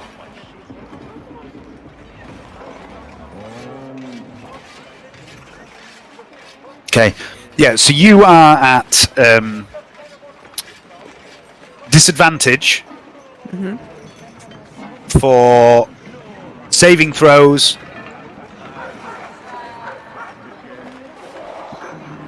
and ability checks involving strength. No, sorry, involving dexterity. The next 3 years. But you are at advantage for the same relating to charisma. Because you've got your beer goggles on, and you know, everyone gets a little looser when they've had a good drink.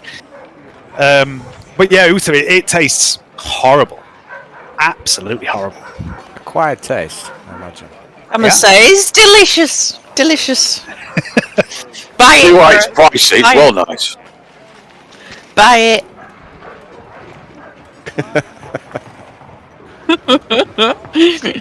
Fucking Jesus Christ, what the fuck? And you hear this commotion coming from the stairs down to the cellar, and the dwarf woman comes sprinting back up, and she's pale. and she looks terrified. And she's shaking. She's like, "What the fuck was that? There's something in my cellar." Rats, is it? We'll sort those out. Don't you worry about that. Any rats I've ever seen before. I'm gonna take an arrow out of the thing and just not get my bow ready. And I'm like, I'll take a look. Pest control. Yes, we're fully qualified adventurers. We'll take a look at it. with Moxie and Uther a little bit tipsy. I am fully qualified. What could possibly go wrong? All right. Nothing could possibly go wrong. Moxie, Uther, you take point. I've got my rat smashing hammer. I'll take out the hammer and I'll lead the way. Okay. So you're heading down into the cellar of this drinking establishment. Can I have a marching order, please? You can probably get 2 by 2. Cal. Yeah, right up front. Axes out, ready. Go smash some rats. Bastards. Bastards. I mean, Cal, I don't know who wants to. I'll stay at the back. I'll stay at the back for an hour ready. Okay. Typical elf. Rhino probably want to be in the middle rank, I would say. I'm round the back. Okay. You're at the back. What about you, Tabitha? Yeah, I'm just at the back, like. I'm really sorry, I got distracted by my child. What are we doing? Oh, I'll go in the middle. I'll go in the middle then. There's some gribblies down in the cellar of this inn, so we're probably going to go and have a look, see what's down there. I'm gonna say you go first. You. So we just, I suppose, having a little marching order. I don't know about Tabitha. I don't know really. Is she like a spellcaster? I don't know if you want to stay at the back, I guess. Or... Yeah, sure. I don't know. Okay, so at the moment I've got Moxie and Tabitha at the back, Ducal and Uther at the front, Voldron in the middle. Yeah, that's okay. Where's I can cover both. What are you, Voldron, again? What? Voldron, what? I'm a drow with a bow. Oh, bow. He's a Totally ranger. elf. He's a ranger. I'm gonna use my. What's the lighting like down here? We'll come to that in a moment. Okay. Yeah, we'll put Darwin in the middle as well. Yeah. Okay. Where is James? He's indisposed at the moment. Okay. Go to the toilet. Toilet? Toilet. From what I understand, tortoises take a long time to pass all that roughage that they eat. Do. Okay, right.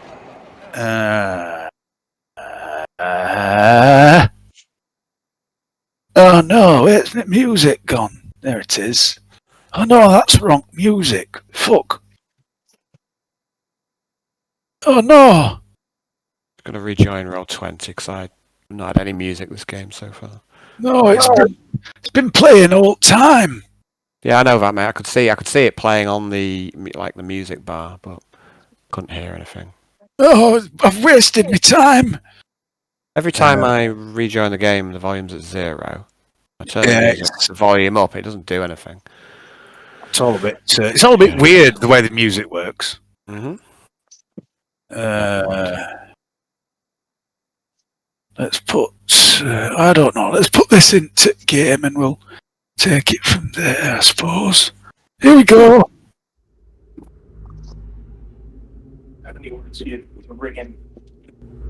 Ah, I hear a James just in time. Hello.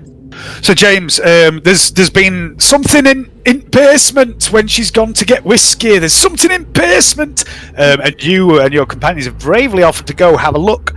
Marching order at the moment is Uther and Ducal up front, Moxie and Tabitha in the back, Voldron's in the middle. Do you want to be in the middle with Voldron, Darwin? Right, have we got a map? Nope. No. What are the options again? So at the moment it's Uther and Ducal up front, Moxie and Tabitha are at the back, Uther's in the middle. Do you want to be in the middle with Voldron, or do you want to be somewhere else? Yeah, sure, in the middle. Okay. Okay, so as you make your way to this basement, there's this stone set of stairs that curve down into this gloomy basement. You can see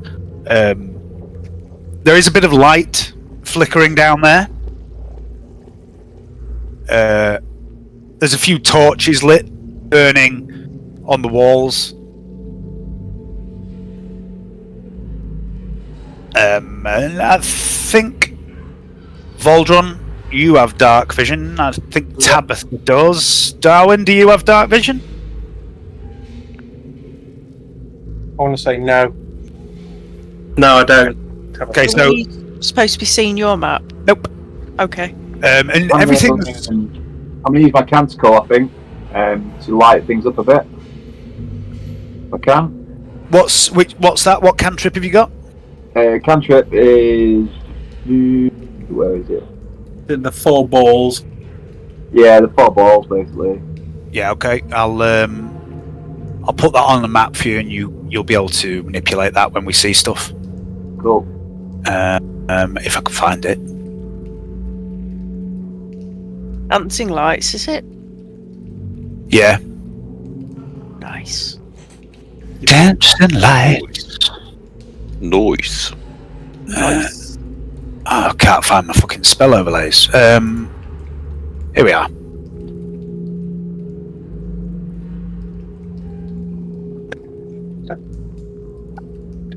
Is it 4? Oh my god, Yeah. why is that so big? It's 4, isn't it? You can put. Okay. Up to 4. So I'll put them on here for you. Ready for when we get going? Mm-hmm. And as you come down into this basement, you see these lights. You see these torches are burning, and damn it, is it 10 foot of light they give off? I'll have a look. I think it is.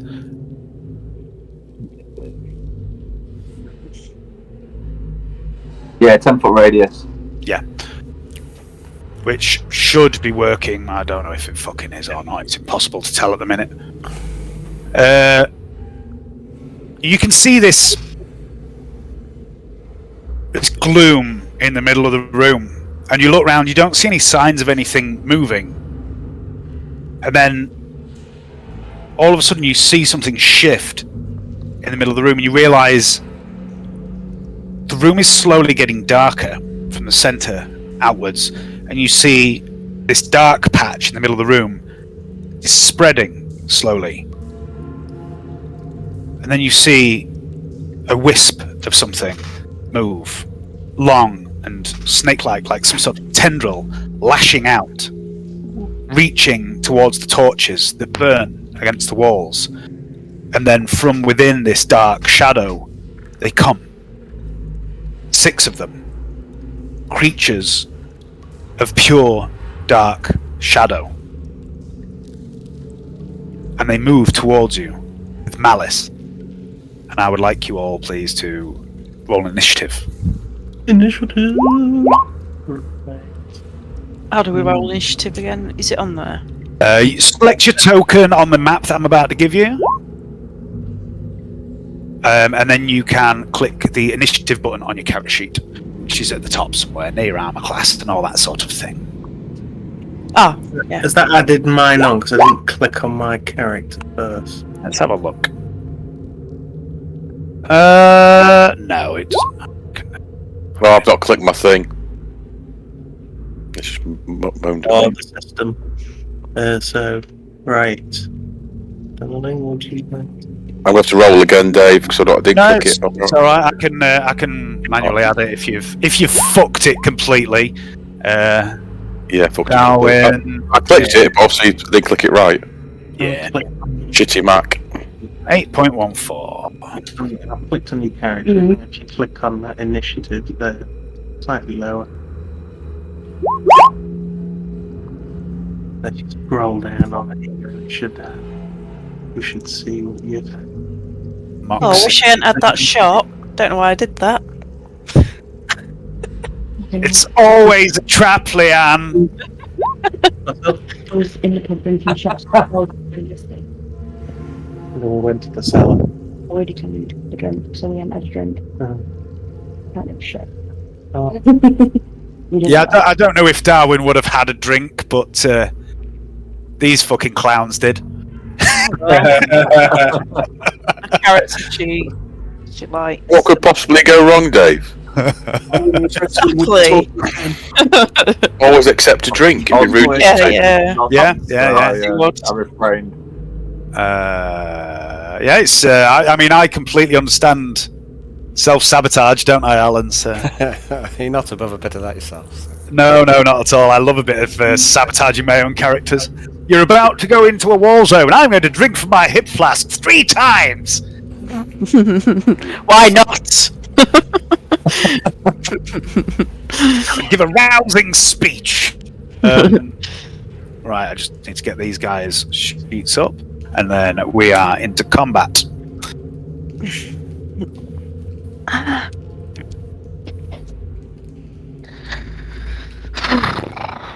Oh, I feel strange.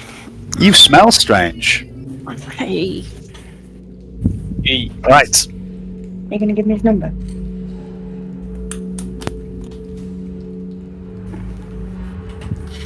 All right. I guess we won't put that on. We'll put that on.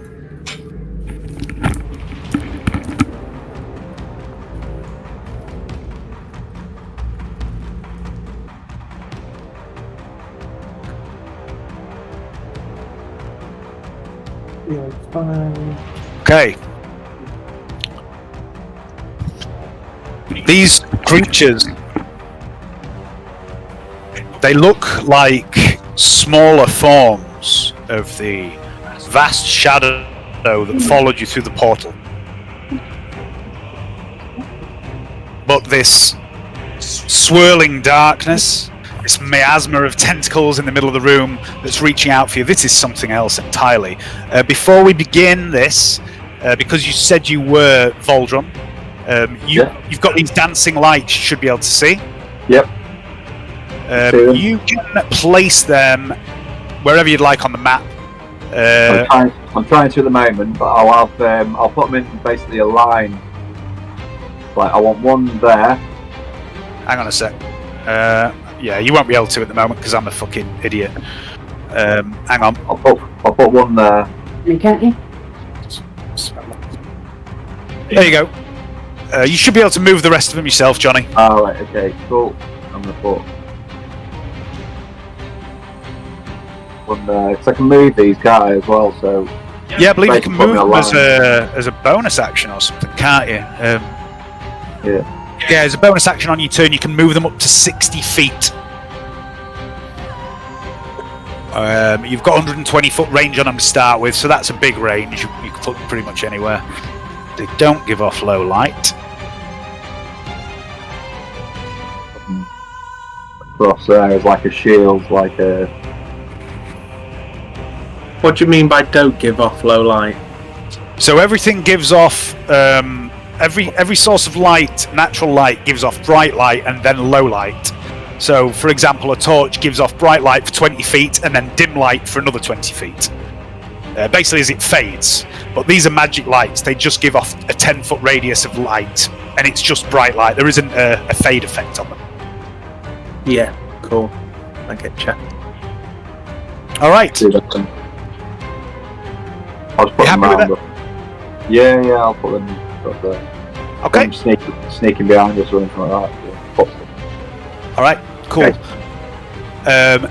Dokal reacts first and fastest. What would you like to do? Well, I'm raging because I'm slightly pissed, so a bit angry anyway. Right. Just remind me of the speed again. Each square is how many? 5 feet. 5 feet. Right. 6 then. Oh, it's the wrong thing. I've got 30. You can also, for an action, dash, just to remind you of that, but obviously then you can't attack.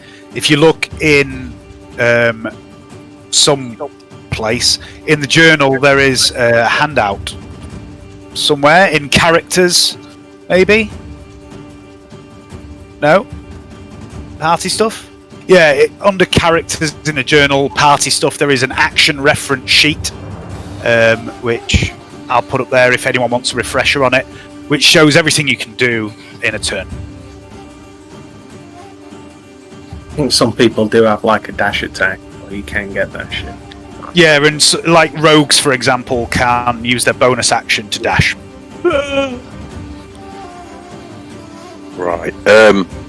Yeah. So.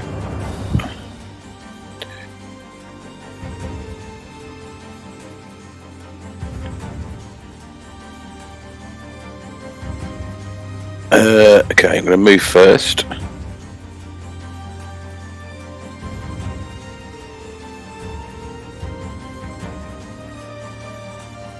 There. Okay. Right. So when I attack, is that on dexterity? My to hit thing.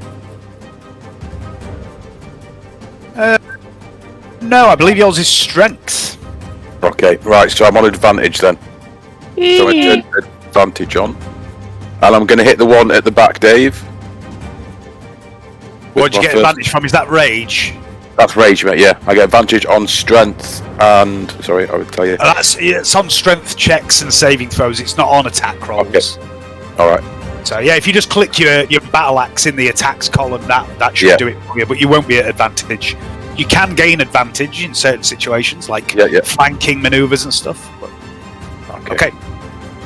So battle axe.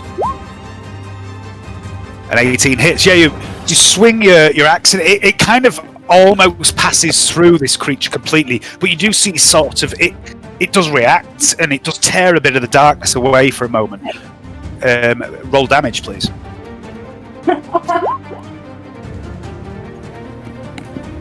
Six. Okay, so you think against the creature of flesh and blood that would have been a mighty strike, but against this it just doesn't seem to do much. You found this before when you fought these shadowy creatures, the big shadowy creature and the other ones that came out of the hobgoblins. They just don't seem to be that phased by normal steel. Anything else, Dukal? Just mark a second axe. Okay, that's also a hit. Exactly the same number. All right, and here we go. Okay, so again, just half damage. So it only takes a total of 5 damage from these two pretty potent attacks. It's really frustrating. You just can't get purchase on them. Anything else to count? That's me done, mate. I can't do anything else. I'm gonna put my rage counter down. Firebolt. Okay, which one are you firebolting? The one to calls that. I'm down, Boxy. The what? Sorry. It's whiskey talking. The one, Duke Hal. It'll be at disadvantage because it's in melee. No. Why? Because it's in melee with Dukal, so there's a chance you might hit Dukal instead of Oh. It's not as easy to hit something with fighting something close up. Can you hit that one next to him? Yes, that one's not in melee with him. You mean this one? Yeah. Yeah, that one's not in melee with him yet. You can firebolt that bitch. Click your heels together, and the sparks emerge, and this bolt of fire shoots out of your anklets. How do I cast You it? need to on your character sheet, on the main page. I think your attacks are in the middle. There, your weapon attacks. You should have firebolt. You're at advantage again somehow. Still, you shouldn't be. Turn that off. Let's put it on disadvantage. Yeah, you're only at disadvantage for strength, for dexterity checks and saving throws. You're not for anything else. So leave it on normal unless you have to make one of those. So 24 hits. Roll damage. You roll damage by clicking on firebolt in chat.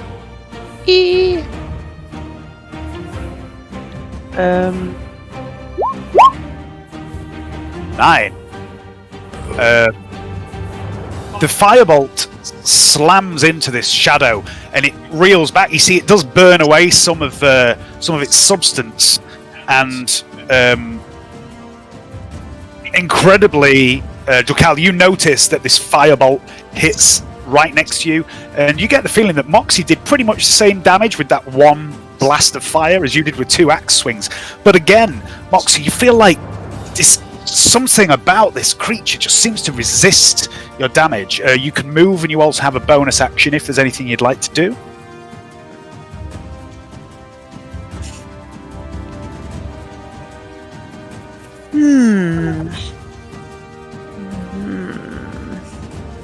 I do want my bonus. If you've got any abilities or skills or spells you can cast as a bonus action, it will tell you. Or you might have an ability as a class thing, but if you might not have anything yet because you're only level 2. I'll stay where I am, to be honest. Okay. I think you can maybe do stuff with your sorcery points. Have a look. We can always retcon it if you want to, but just while I'm doing the other turns, go on your core page, and on the right-hand side, scroll down the bottom. Just have a look through all those abilities. Your sorcery points, I'm sure you can do stuff with bonus actions with your sorcery points. It might not be applicable to anything useful, but I'm sure that's how it works. Okay, so next up is the shadows.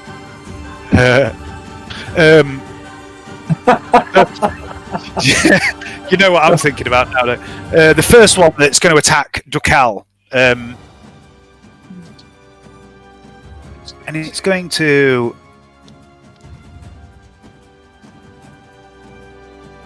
lash out with its insubstantial hand and touch Dukal. Not like that, it's not. That's a 7, which I'm pretty sure doesn't hit. Nope.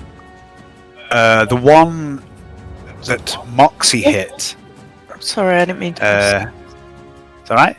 Is going to 5, 10, 15, 20, 25, 30, 35, 40. Rushes towards Moxie angrily, and you can hear it hissing as it slithers towards you. It almost passes through Uther to get to you, Moxie.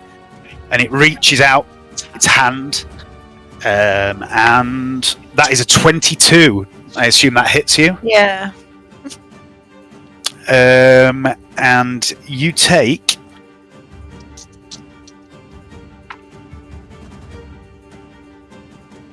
7 necrotic damage as you feel this creature's touch withering your flesh, and you feel your life force fading.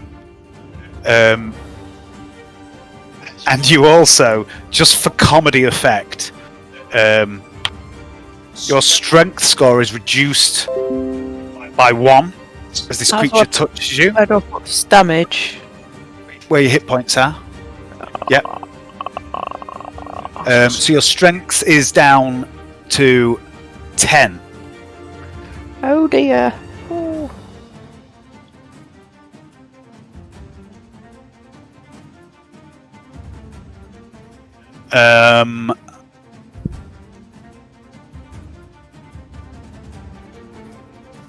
This one is going to 5, 10, 15, 20 rush at Dukal. It's going to attack you, and it gains advantage because it is flanking with its little buddy there.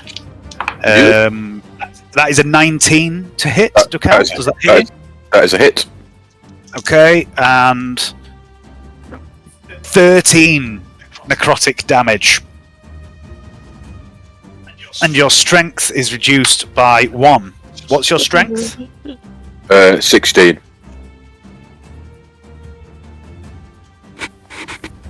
Okay, so if you can just alter your strength on your character sheet to 15 for now. I've made a note of what it should be. Yep, done. Okay. And then 13. And then this one is going to 5, 10, 15, 20, 25, 30. It's going to go for you, Uther. That is a 9. That misses.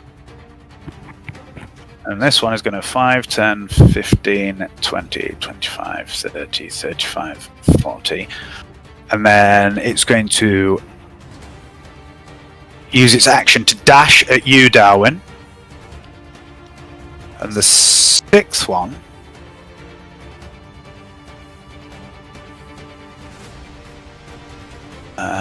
is going to fall back.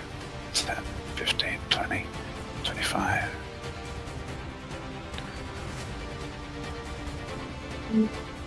Fall back. And it's going to... He's up to no good, that shadow. It fades into the shadow and you lose sight of it. Oh. Creepy. And that's the shadow's turn. Hank Marvin would be proud. Voldron, 'tis you. Okay, I'm going to fire at the nearest. Well, going to fire at this one, maybe? You can, but it'd be at disadvantage because it's in melee with Ducal. They're all in melee with the exception of the one next to Darwin, which has moved up to Darwin but hasn't attacked him. I'll put an arrow through that one then. I'll try and see what that can do. Sure. Okay, so what do I do again, Dave? So on your carrot sheet in the middle, you should see a little box that says attacks and spell casting. Ah, yeah. And there should be longbow in there. You click on that to roll an attack. Okay. And that is definitely a hit. And then you can click in the chat on Moon Touch Longbow, and that should roll damage. Cool. 5. Okay. And your arrow sort of, for a moment, seems to wedge into this shadow, and just hangs there. You see it recoil from the shot, and it looks at you angrily, and then the arrow falls through its body to the floor. But you think you definitely hurt it with that. Cool. Anything else, Voldron? You can still move, and you have a bonus action if there's anything you can do with that. Yeah, I'm going to... where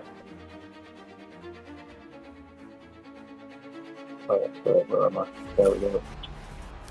I'm going to move up there. Okay. I can. Okay.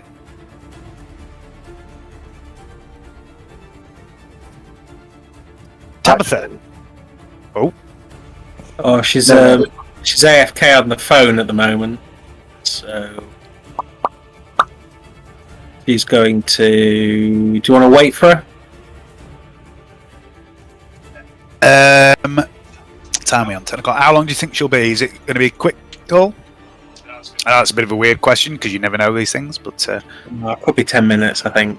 I don't know if she's on the phone to a friend. Yeah, just to think like she's got her last message. Okay, yeah. You okay with me doing it? Do you want to roll for her? yeah, if you want to pop it, yeah. Okay. Alright.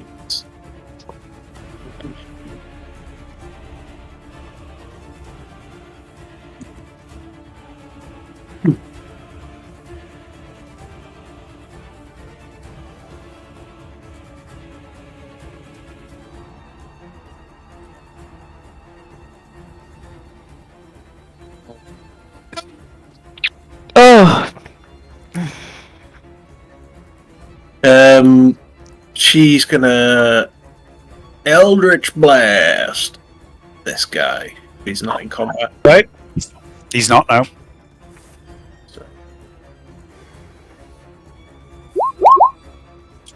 That's a hit.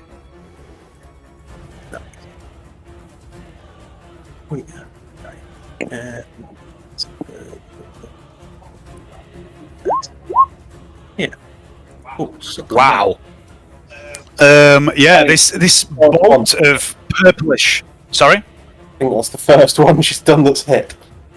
Yeah, that's a mighty hit as well, and it's not reduced. This bolt of purplish energy blasts out from Tabitha's hands, arcs around you, Darwin, and slams into this shadow creature, and it just explodes and dissipates in this these wisps of shadowy energy. Yeah. Anything more from Tabitha? I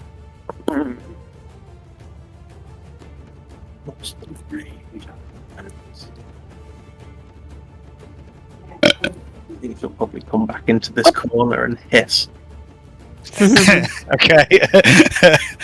And then Darwin. Okay, I'm gonna cast Shillalak. Yes. That.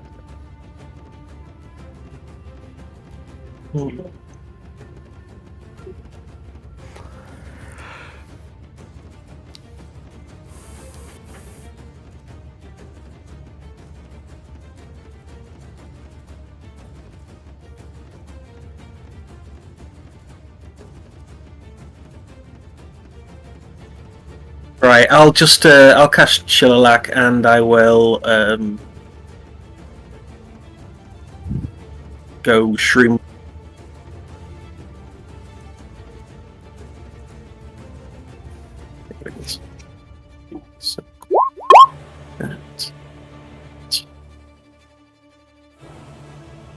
Okay, so that's your bonus action. And Wild Shape is an action. So. Okay. What do I click on? You PB. What do I click on, Dave? For what? Sorry. For Wild Shape. You don't have to click on anything really, but there's a wild shape counter. You just knock that down. Okay. Yeah, so I'll do that, and then I get 8 hit points. I want to say 8. Yeah, 4 per level. So 8 temporary hit points, and it's wild shape mode. Yep. All right. Okay, so you awaken the spores, which surround you in this cloud, this halo. Anything else? Any movement or anything?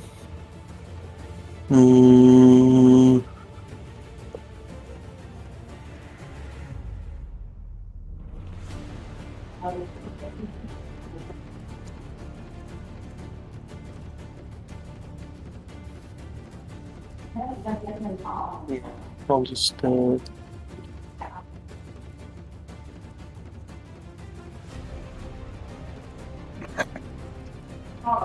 yeah, I'll just move to there. Back one. Okay. Uther, it's you, and Dukal, you're up next. Okay, I shall. I'll try and smite this one in front of me. I remind my allies. These things are vulnerable to certain types of damage, like a smiting, and I'm going to smite him. Any luck? So, what is it? How do I do this again? Is it roll on? I can't remember how to do any of this, Dave. How do I roll to hit? Just a second to roll to hit. Like you'll hit. You click on your weapon, whatever weapon you're using. 21. 21 hits. And I'll go for a smite. So I tick on the smite. Is that right? And then click on the button. That's right. Yeah. Then sorry. Yeah, that's right. Yeah. Whoa. 24. And as you yell, these things are vulnerable to certain damage. You absolutely leather this thing, and the maul just disintegrates it. And that, gentlemen and ladies, is how you kill a shadow. What damage is smite? It's radiant. I think your fire's working, and Yeah. Aldrin's swords, bows working. Everything's working. It's just certain things are reduced. Moxie's firebolt does seem a little reduced. Did it? Okay. Yeah. I'm using like radiant, which is like holy damage. But So the only things that you've seen so far that really have impacted it normally are Voldrun's bow, Tabitha's Eldritch Blast, and your smite just fucked it right up. That performed much better than you would expect. okay, jolly good. And then a move. How far can I move, please? It's whatever your movement is on your character sheet. It's probably 30 feet. What does it mean? 5. So that's 6 squares, right? 1, 2, 3, Yep. 4. I'm gonna run up to you, Carl, who's fucking unbrushed in. Okay, that'll be my go. Okay. Dukal and Moxie is up next. Right, Dave. So if I hit the one underneath me, I'd get advantage, would I? Because of You would. Yeah. right. So I'm going to hit the one underneath me, obviously. So I'll turn advantage on. And It's constant. first axe. So that's a 21 to hit. That hits. Then damage. Probably won't be a lot. Okay, so that's 2 damage reduced. Yeah, and then second axe, Dave. Yeah. Okay. 13. Don't think that hits. Oh, it does. It does. Yep. Okay. Ooh, lucky. Then damage. Come on, big numbers. 8. Okay. So that's 4 damage. Okay, and you're starting to get a bit frustrated here, Dukal. It's, these things, they're not that scary. Why can't you harm them? If only I'd had that whiskey, I'd have probably remembered. Would it have stopped? Probably not. It was worth it. I need a magical axe. Kind of. Anything else, Dukal? That's me done, mate. I can't do it else, so. Okay. Moxie. Gonna blast this one next to me again. It's still there, isn't it? It is, yeah. So you are in melee with it now, so you'll be at disadvantage for this attack. If I run, it'll get me, won't it? If I move. It will get an attack of opportunity against you if you just run away, but you can use your action to disengage, and then you can move, but then that would be your action. No, blast it. Okay. These here, what can I do these? It doesn't really say I can use them like as a these. Can I use them as a what did you say? You make an attack and then you've got another move. Yeah. I was just wondering, it don't really say. It doesn't say like...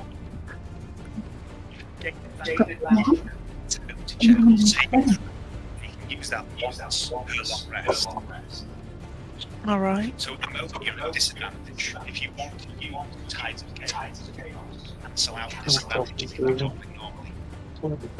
Oh, okay. Can you do that one? Can you do that one? Oh, I may as well do that now. Yeah. Okay. Moxie harnesses the tides of chaos, the wild magic that runs in her veins, to give herself a little edge in this close-range blast of fire as she does a little flourishy tap dance. I like to imagine like a Spanish flamenco dancer actually in this moment, and the fire leaps up from your ankles, so you can turn the disadvantage off if you put that on and cast Firebolt. Oui. Yeah. That's a hit. Roll damage. Oh. Oh. Yeah, it's slapped into a bit of it passes through, and there's this behind it. There's this barrow full of vegetables. The firebolt lands on that and ignites the vegetables. Yeah, a bit light. That's what I was hoping for. Let's just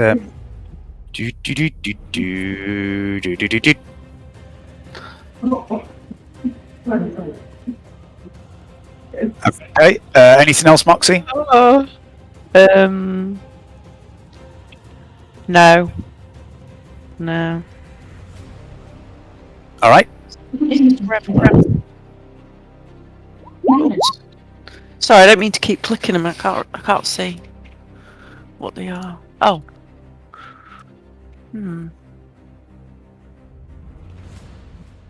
Okay. Next up is the shadows. Uh-oh.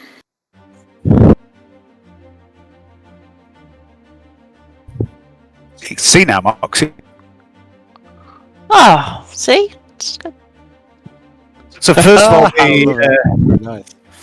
the one north of Dukal is going to attack him. At advantage, but I've lost my dice. Where's that gone? You can't roll it, you can't hit me.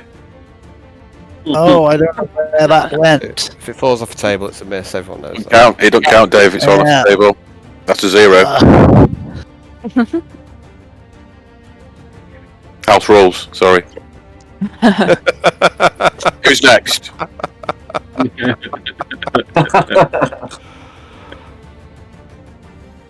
I accidentally unplugged my headset there. That is a miss, actually. The second one, also going for Decal. That is a 18. That's a hit. And that is 7 points of damage. The cat's just found the dice I lost. It's a well-trained cat. Your strength is reduced by a further 2. If you could reduce your strength by 2 again. Yeah, 14. This one down here, Moxie, is going to take a swing at you. Oh no. No.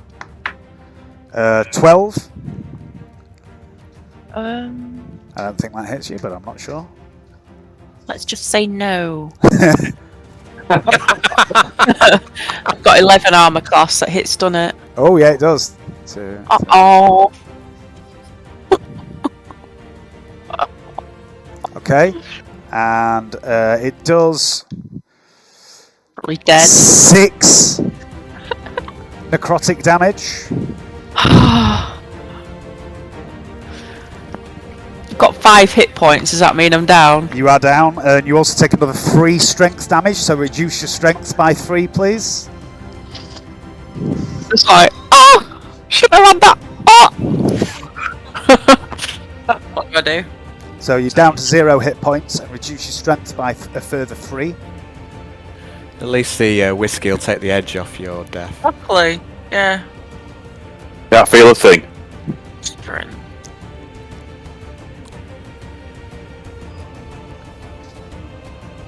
Okay. Voldron.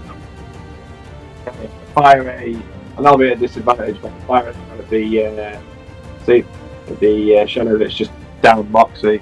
Yep. Okay. Well, would it be a disadvantage now? No. It's not. No, it's not a disadvantage because it's out of combat.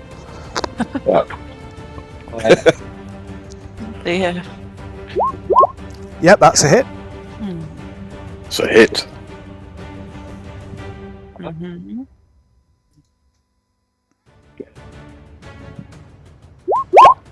Oh, that stinky bomb. 8. Yeah, again, another telling strike from the moon-touched longbow. Anything else, Voldron? I'm going to move back slightly. All right.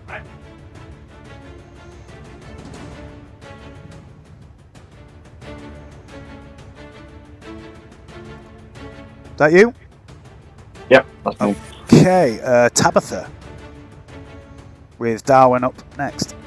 Right, 1 sec. Let me go grab a kitchen. Blood, your turn. Sorry. Sorry. I was lost. Oh yeah, you've got. I just realised you've got dark vision, so you can see what's going on. It's all shadow around here for me. Oh, okay. Right, sorry, just quickly talk. Someone's in combat with Moxie, or he was, but now he's gone down. There's somebody else that needs knocking out. Yeah. Where? It's gone. Down here. Where am I? Would like to move to do anything? Is the steps there in front of... Is she behind the steps where she is? Yeah, but you should be able to see the shadow from where she is. Over the steps. Have you lost what the shadow last time? Yeah. Try this thing again. I'm not going to hit anybody, am I? No. Because Moxie's gone down, but I'll get Moxie up. Oh, Moxie's gone down? Yeah. Oh no. Yep. Got this red X in her. Get down, you hoofed freak! Yay! It would have been hilarious. You know, Leanne nearly played a centaur, by the way. That'd have been mind blowing. there was going to be lots of jokes about does my bum look big in this and stuff like that. Don't need to move. I can do it from the. Yeah. Then you can. You want to get out. It depends how well. Right. Okay. So we'll try an Eldritch Blast. Excellent. This chap next to Moxie, yeah? Yes. Okay. On those words.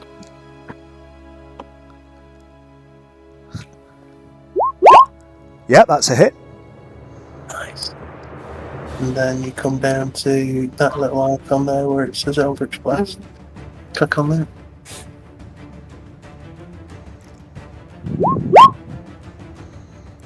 Okay, and a second devastating bolt of purple energy arcs over the collapsing form of Moxie. Just a fraction of a second too late to save her as this shadow takes it full in the face and dissipates with a shriek. Anything else, Tabitha? Gotta move. Oh.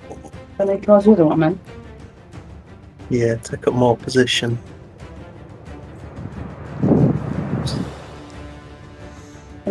You could sprint if you wanted. Hmm.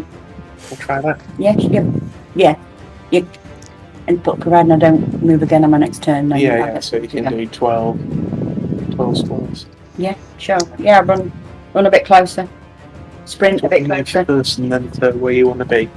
How many? 12? Yeah. Is it just horizontally and vertically? No diagonal? Yeah. Like it's these are just squares, so it's effectively each square is 5, Right. so 12 squares. Keep in mind like the cover, so you kind of got stairs there and there's barrels and things, so you can probably rush up there. What, behind that? Or shall I just get closer? Oh,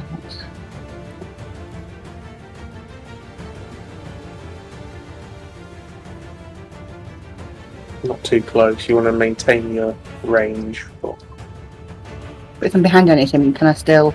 Yeah, I would think so. Yeah. Yeah. If you're behind something, it doesn't affect you negatively. It gives you cover. If you're shooting out from behind something, it's assumed that you're leaning out to shoot. Right.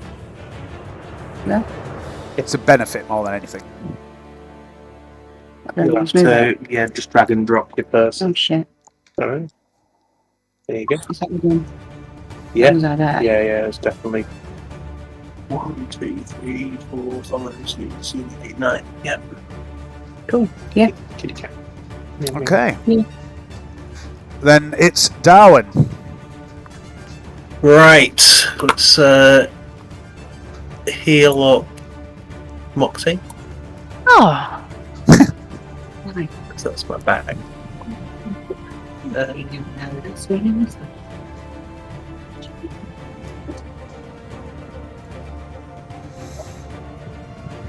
you mentioned it's some young stuff. I'll cure wounds on as soon as I'm next door. Okay.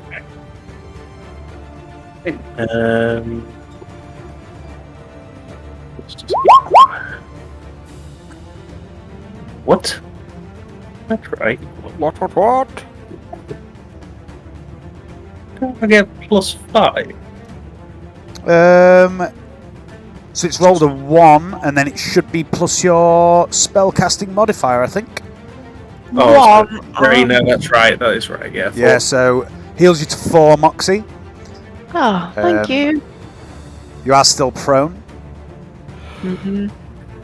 So you can change your hit points to 4. Right. So that's a slot down. Anything else, Darwin?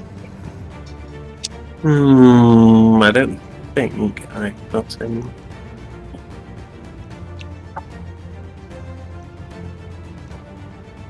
So is it a healing word? What's it?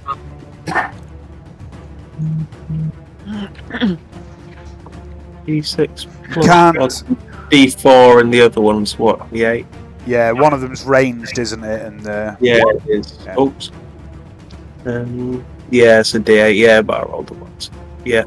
Yeah, I've got no other. We're still.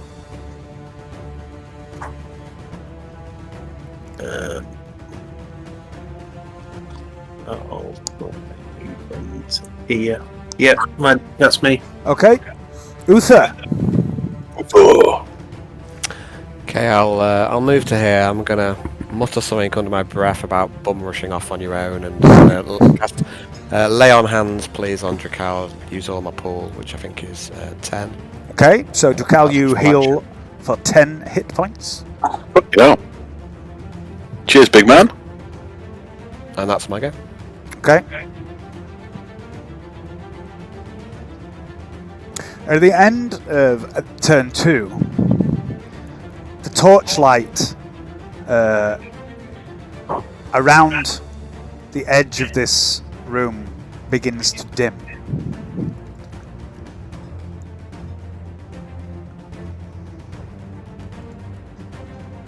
And Drakal, it is your turn.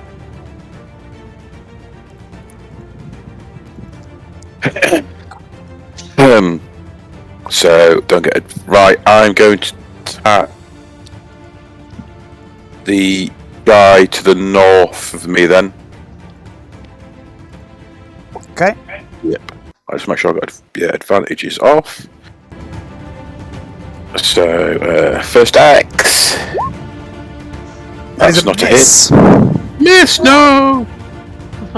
Second axe. That's a hit. Big numbers, come on. 5. Okay, so halved the resistance, but I always do resistance in the favour of the player, so that's 3. The music just strangely turned up for me for some reason. Anything else to count? No music tonight. That's nothing else I can do, mate, so that's me done. Okay, Moxie. Aimlessly. Bastards. Okay, so Moxie, you can stand up for half your movement, and then you still have half your movement. Alright, yeah. Half my movement, what can I do a full blast with that or anything? It's your physical movement, your character's movement. So you've only got 15 feet of movement left when you stand up. Okay. Well, I will shoot this fella. What fella? The one in my sight. I can't see which you... Just click on it, click and hold on it so I can see which one you're talking about.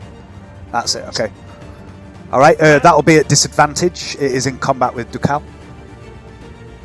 Oak. This music's distracting. That's not intentional. It's alright. Yeah, that's a hit. 8. So that's 4 fire damage. Again, the bolts of fire coming out of Moxie's dancing heels as she tap dances her way slowly towards the shadow as she gets up. You do still have a bit of movement if you wanted to move or anything, and a bonus action if you wanted to do anything with that. Did you find what I was talking about with your sorcery points as well? No. Alright, I'll come to that in a minute. Just pop your character sheet up.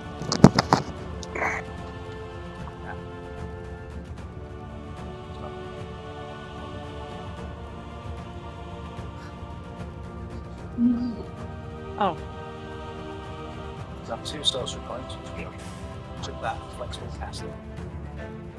Use your sorcery point to gain additional spells and sacrifice spells like a gain sorcery points.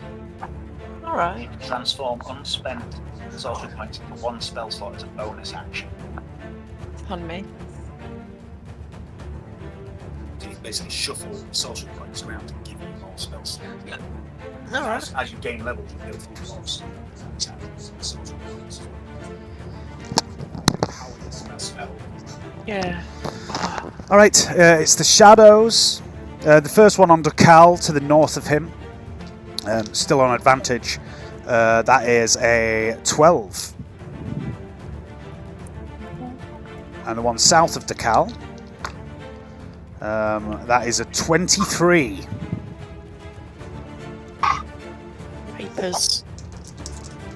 You take 8 necrotic damage, Dukal, Yes. and your strength is reduced by 1.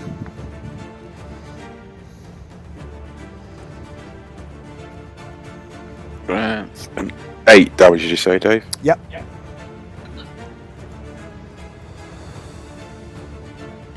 Yes. Uh-oh. Uh-oh. Nearly gone again.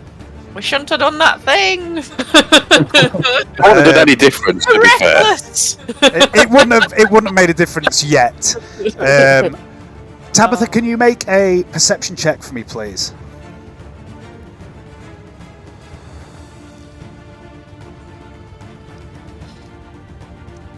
Where did I put that? Oh, it's there.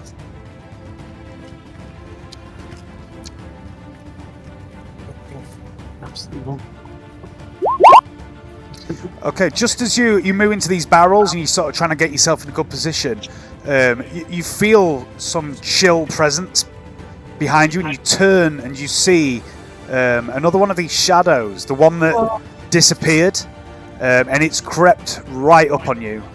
But you turn and see it just in time as it goes to lash out at you from its stealthy position, so it loses its advantage because you noticed it, but it is still going to attack you. 21 to hit. That's a hit. What's the hit? 21. That's What, it's hit me? yeah. Pretty sure. 21's highest. No, I think you'll just take a ding. Oh. 9 Is Tabitha's out.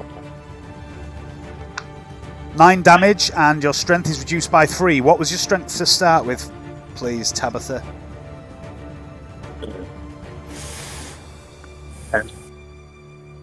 10. Yep. Okay, it's reduced by 3. 7. And you take 9 damage. Mm. 6 left. No. Is it my turn? What? Is it my turn? No, it's now Oh, Voldron's you- turn. Okay, I'm going to take a shot at the. You could try a hellish rebuke. That is a reaction. Do I have to wait until it's my turn? No, it's a reaction. Oh, okay. So you get one of those because you get a reaction or turn. You do, yeah? If you have Okay, something so- that you can do as a reaction, you can do that. Yeah, this is ability. If you want to waste a spell, well, waste. What is it? It's 2d10 fire damage if it's successful. Right. That might be enough to fuck it over. Okay. So, what do I do? So if you click on the words hellish rebuke there, that's it.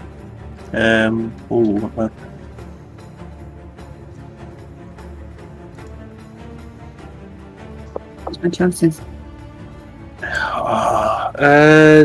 Warlocks always cast at the highest level, don't they?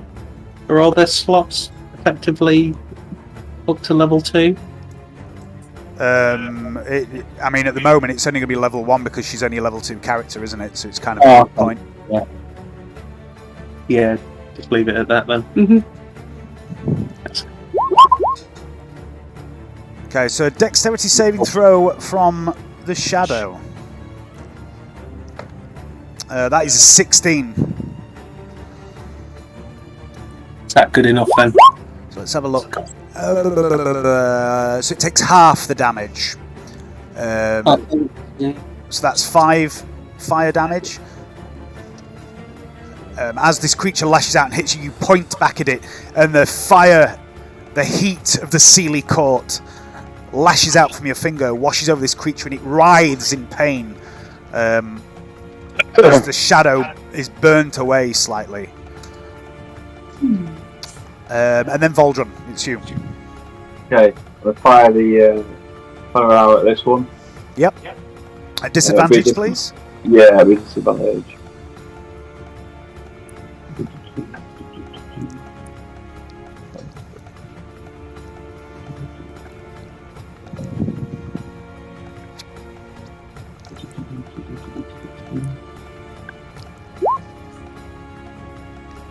12 is just a hit. Roll damage, please. So 7 points damage. And Dukal, you see this arrow shoot in and it pierces into this shadow creature, and this one stays. The others have fallen out of it after they've hit. This one stays, and this shadow looks pretty fucked up. Anything else, Foldrum? Yeah, I'm just going to throw on it off. I mean, you don't have to declare you're doing that. That's just a part of your action. Yeah. I'm going to move these lights if I can. Yeah, you can move the lights as a bonus action up to 60 feet. Move the lights up here. I'm going to swing them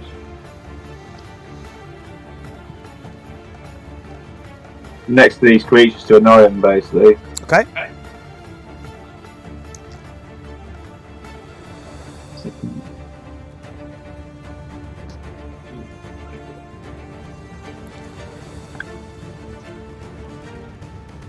Okay, and next up is Tabitha. I'm putting on down. Yeah. Sorry. Well, you're in combat now, I think, isn't she? She is, yeah. So.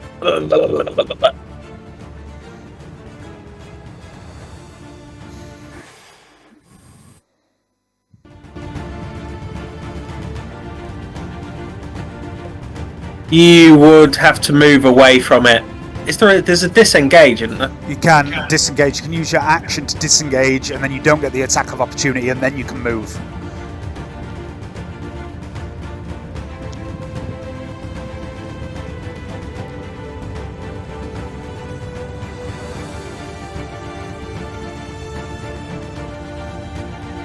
You could try.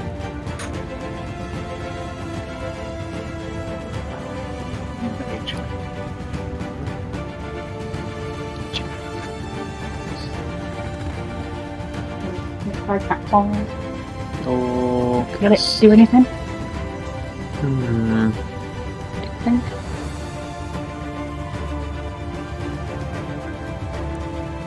I don't know what else is. Right, you've got one spell left. You can only do your thing at range. Hellish Rebuke is when you take damage. You could cast the protection from whatever on yourself. You could, like you did Al last time to make them awkward to hit you. That might be useful. You could just disengage and walk away, get some space between you, hope other people pick up the.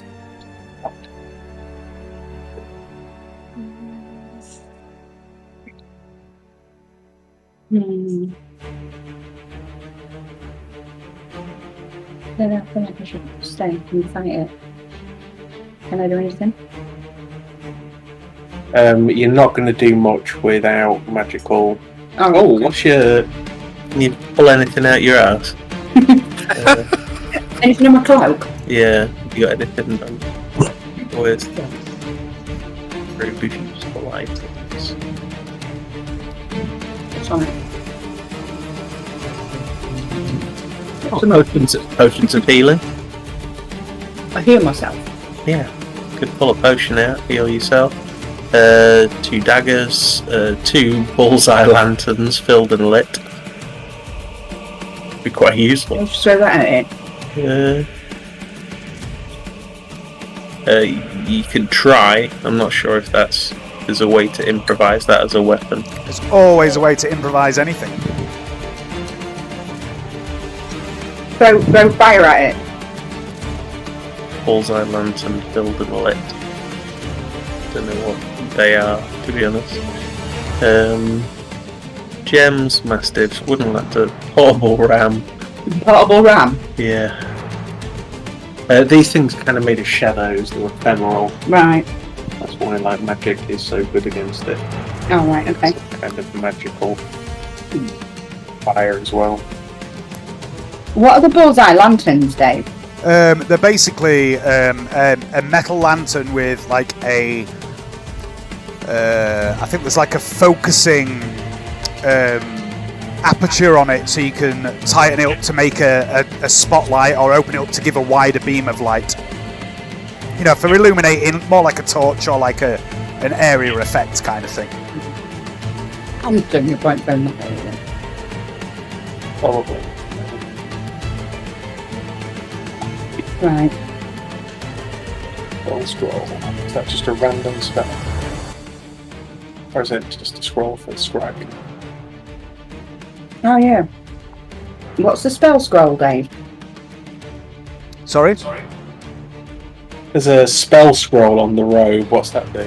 Is that just something to write on? You wouldn't know until you pull it. Oh. Mystery. Yeah. Fall for it. Oh shit. Yeah, let's have a look at that then. Okay. I think. See if it's any use. It might not be, and then I might die. So is it an action or a bonus action to draw from? It's an action to draw something from the robe, so you wouldn't then be able to use the scroll no matter what it is. Alright, okay. Right, got that then. Oh, maybe I should just disengage then, because I don't think I've got anything. Okay. Disengage and move 6. Okay. Move what? 6. Because you sprinted last time, so you have to... Oh no. You don't have to move the full 6 then. No, you don't. Out of the way. Right there.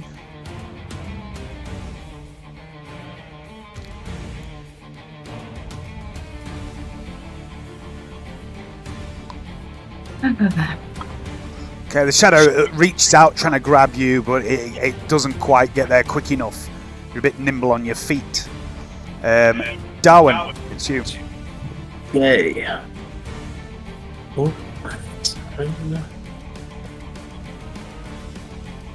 So, 1, 2, 3, 4, 5, 6.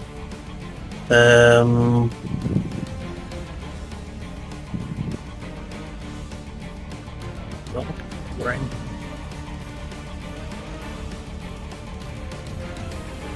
We'll do a thorn whip on this lad. Okay.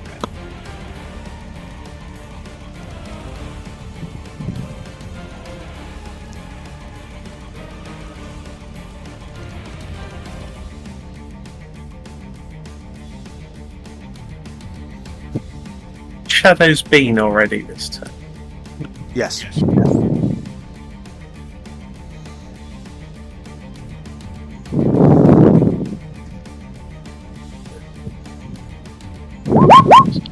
That's a hit. Cool. It's 3 piercing. Okay.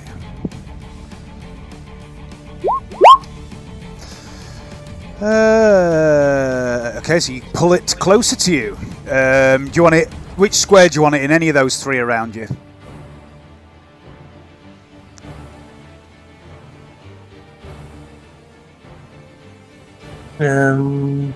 What? These 3? Yep. What about this one? Okay. Yeah, pull it over here, please. Yep. And then play like and then I'll do a healing word on Ducal. As a bonus action, yep. See these spores float out from Darwin over Uther's head, settle on Ducal. Moxie probably appreciates the spore treatment. Oh yeah. Okay, so you heal 4 hit points to Cal, and then it's Uther. Okay. I'll move to this position. I'm going to try and smite this one that's under Cal. Okay, advantage. Rather than trying to keep healing him. Okay, so cool. Advantage. Yep, that's a hit. 5.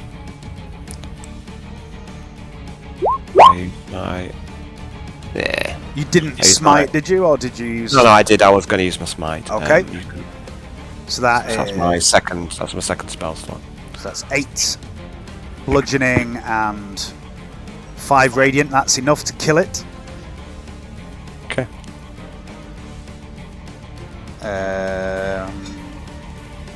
Okay. Anything else? That's my go. At the end of turn 3, the lights dim more. No.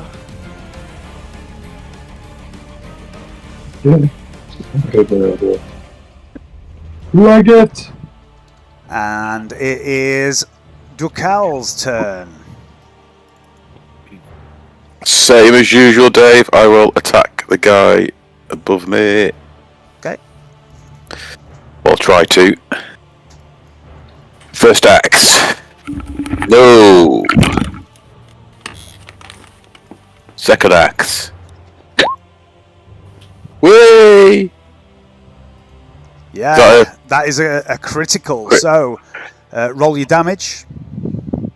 And then we double the dice rolls. We've got 2 in every single damage.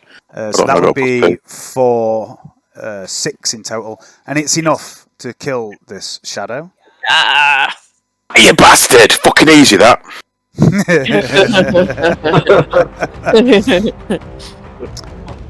Alright. Anything else, Ducal? You're out of combat. You still have movement and what have you? Oh, I do. I can actually do something without getting attacked. I'm not going to be stupid, I don't think. But Darwin's there, though, isn't it? Who else we got? Who we got before? Bad guys. Moxie, Voldrum, Tabitha. Everyone, pretty much. Actually, where's the shadows gone? They've dropped off the initiative list. Yep. Where the fuck were they? They were after Moxie, weren't they? Well, there's 17. Yeah, they were just after me, yeah. And that's why I shouldn't drink when I'm DMing, because I wouldn't remember that. What we got? Let's have a quick scout about. There's no other ones, is there? No, I think I'm just going to. I can move down 1 to Uther. That's it then. See what goes on next. Because I'm nearly deaded. Okay. Yeah, that's me done, Dave. Alright, Moxie.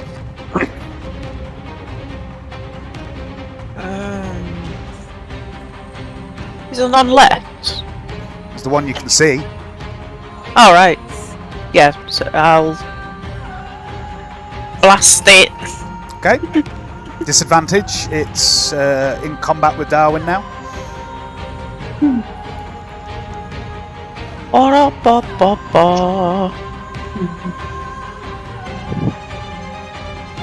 Where's my... Alright, let's do this. That is just a hit.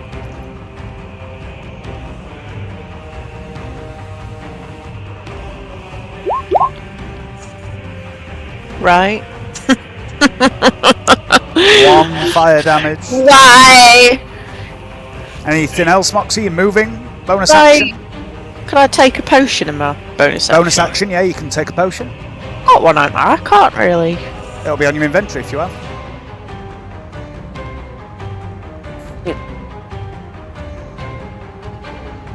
Well, I had some health potions.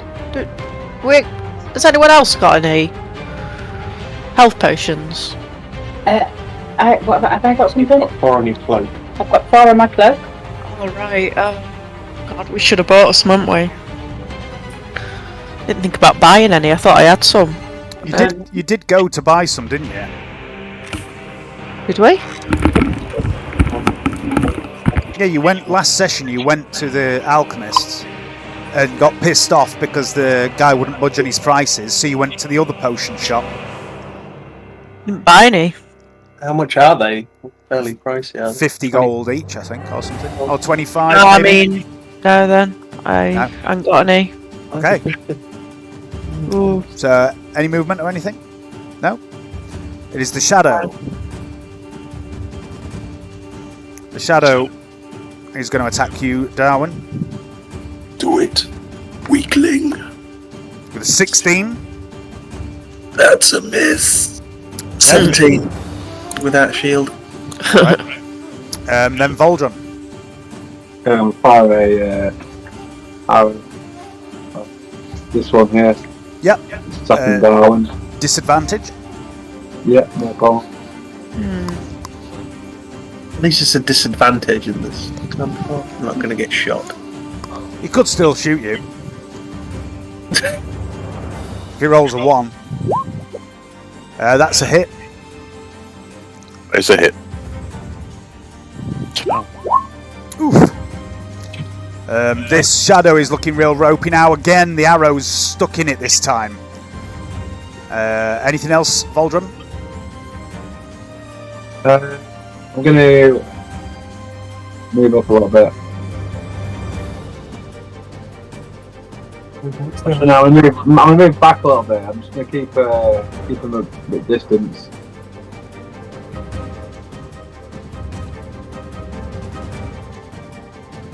Okay. And that's it. All right, Tabitha.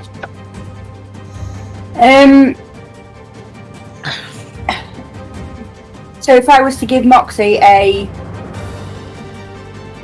healing potion, what does that involve? Off your cloak. Yeah. So for an action, you can take it off the cloak. You'd have to obviously move over to her, and then you can just give her it.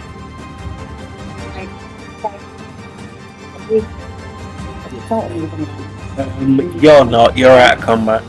You moved out of combat, and then I moved in to block it. Okay. Right, where is she? She's down here. Down here. Hiding. Just in the back. Hi. Ah, hello. Like a healing potion off my cloak. Oh, thank you. Thank you, kind kitty. Pluck one. Am I allowed to pluck one? It's an action, so either Tabitha would have to pull it off for you, or she'd have to stay there until your turn when you could take it. Alright, what? I'll pull it off. You just pick it I'll up as pull your it off and action. give it to you as my action. Okay. Yep, so you now have a healing potion in your hands. You should be able to edit that list of items that are on the robe of useful items to now reflect that there's only 3 potions on there. And you still have a bit of movement and a bonus, I think, Tabitha, if you want to do anything else. What classes is the bonus? The only... I don't think you... Yeah, you haven't got a bonus yet. You haven't got a pet. Okay. Okay. So we need to edit. There's no bonus spells for you. I'll just edit that. Yeah. Now we click on that. Then, one these up. Oh, what about that? No. You can't just... No, I don't know. Oh, what's that? He's scrolling down. No, we can't edit it, Dave. Alright, I'll change that for you. Thank you. Just give Tabitha a on the head. That was a purse. Alright. Yeah, shoot Darwin then. I'm gonna tonk this thing with my shala. No, it's ready. Yeah, 11 o'clock.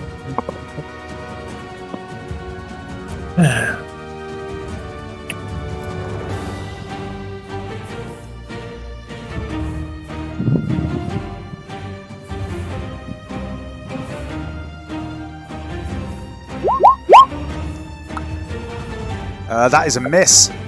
Never mind. Anything else? No. Uther. I'm doing reactions as this thing doesn't take any necrotic. I'll move to here and make a strike at this one. There's only one left. Is that right? Yeah. That we know about. So I'll whack this one at advantage. Yep.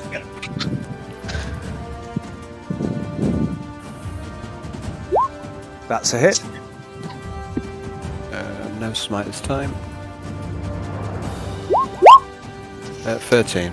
And the silvered mace, maul rather, slams into the shadow and it hisses as it dies. And quiet sends once more.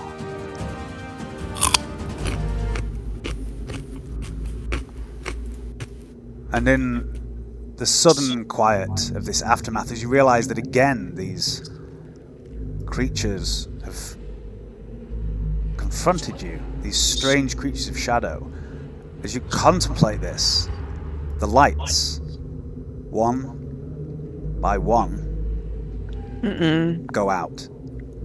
And you're left with the dim glow from Voldrum's dancing orbs, and there is still this swirling mass of shadow in the middle of the room and these lashing tentacles that come up out of it. And in the depths of this shadow, you see something larger than these other shadows. Not as big as the vast thing you faced in the temple, but something moves. Some amorphous blob of darkness begins to roll out towards Dukal. And that is where we'll leave it. Nice. Thank you. Thank you before I lose my mind after 4 hours. Just Weekly! Oh! I regularly do 8-hour sessions, you fucking My little weakling. brain! My little got a pea-sized brain compared to you, obviously. I've told you, women are like Tyrannosaurus Rex. They have little. I can't. Yeah, I'm not gonna. It was proven in 1920 something, wasn't it? I think, and then disproven shortly after. I might have. You never know. You do actually have a very small head. You can get your hands round. A wee brain. A wee noggin. A wee head. All right. I don't know when the next session will be. I think maybe 2 weeks we all align again. But I'll post something in chat over the next couple of days. Okay, cool. Okay. And we'll see what happens. And Alan, I believe me and you have a play date on Tuesday. That's right. Looking forward to it. Are we going to get out of this prison, or are we just going to fuck about and talk about ladyboys? No, well, why not both? Let's bring the ladyboys with us. Yes, well, I'm going to. Ladyboy George is my friend. He, she, they, whatever, are coming with me, one way or another. We've been close. Oh dear. Cool. Right, guys, thanks for the game. Yeah, we'll catch you Pleasure. later. And, yeah, See you guys. See you when I see you. Take care. See you later, guys. See you guys and girls. Bye-bye. Bye-bye. How do I get out? I can't even. Every time. What are you trying to get out of? Discord. Press the red button. Yeah, you're out. Yeah, because you're in roll 20.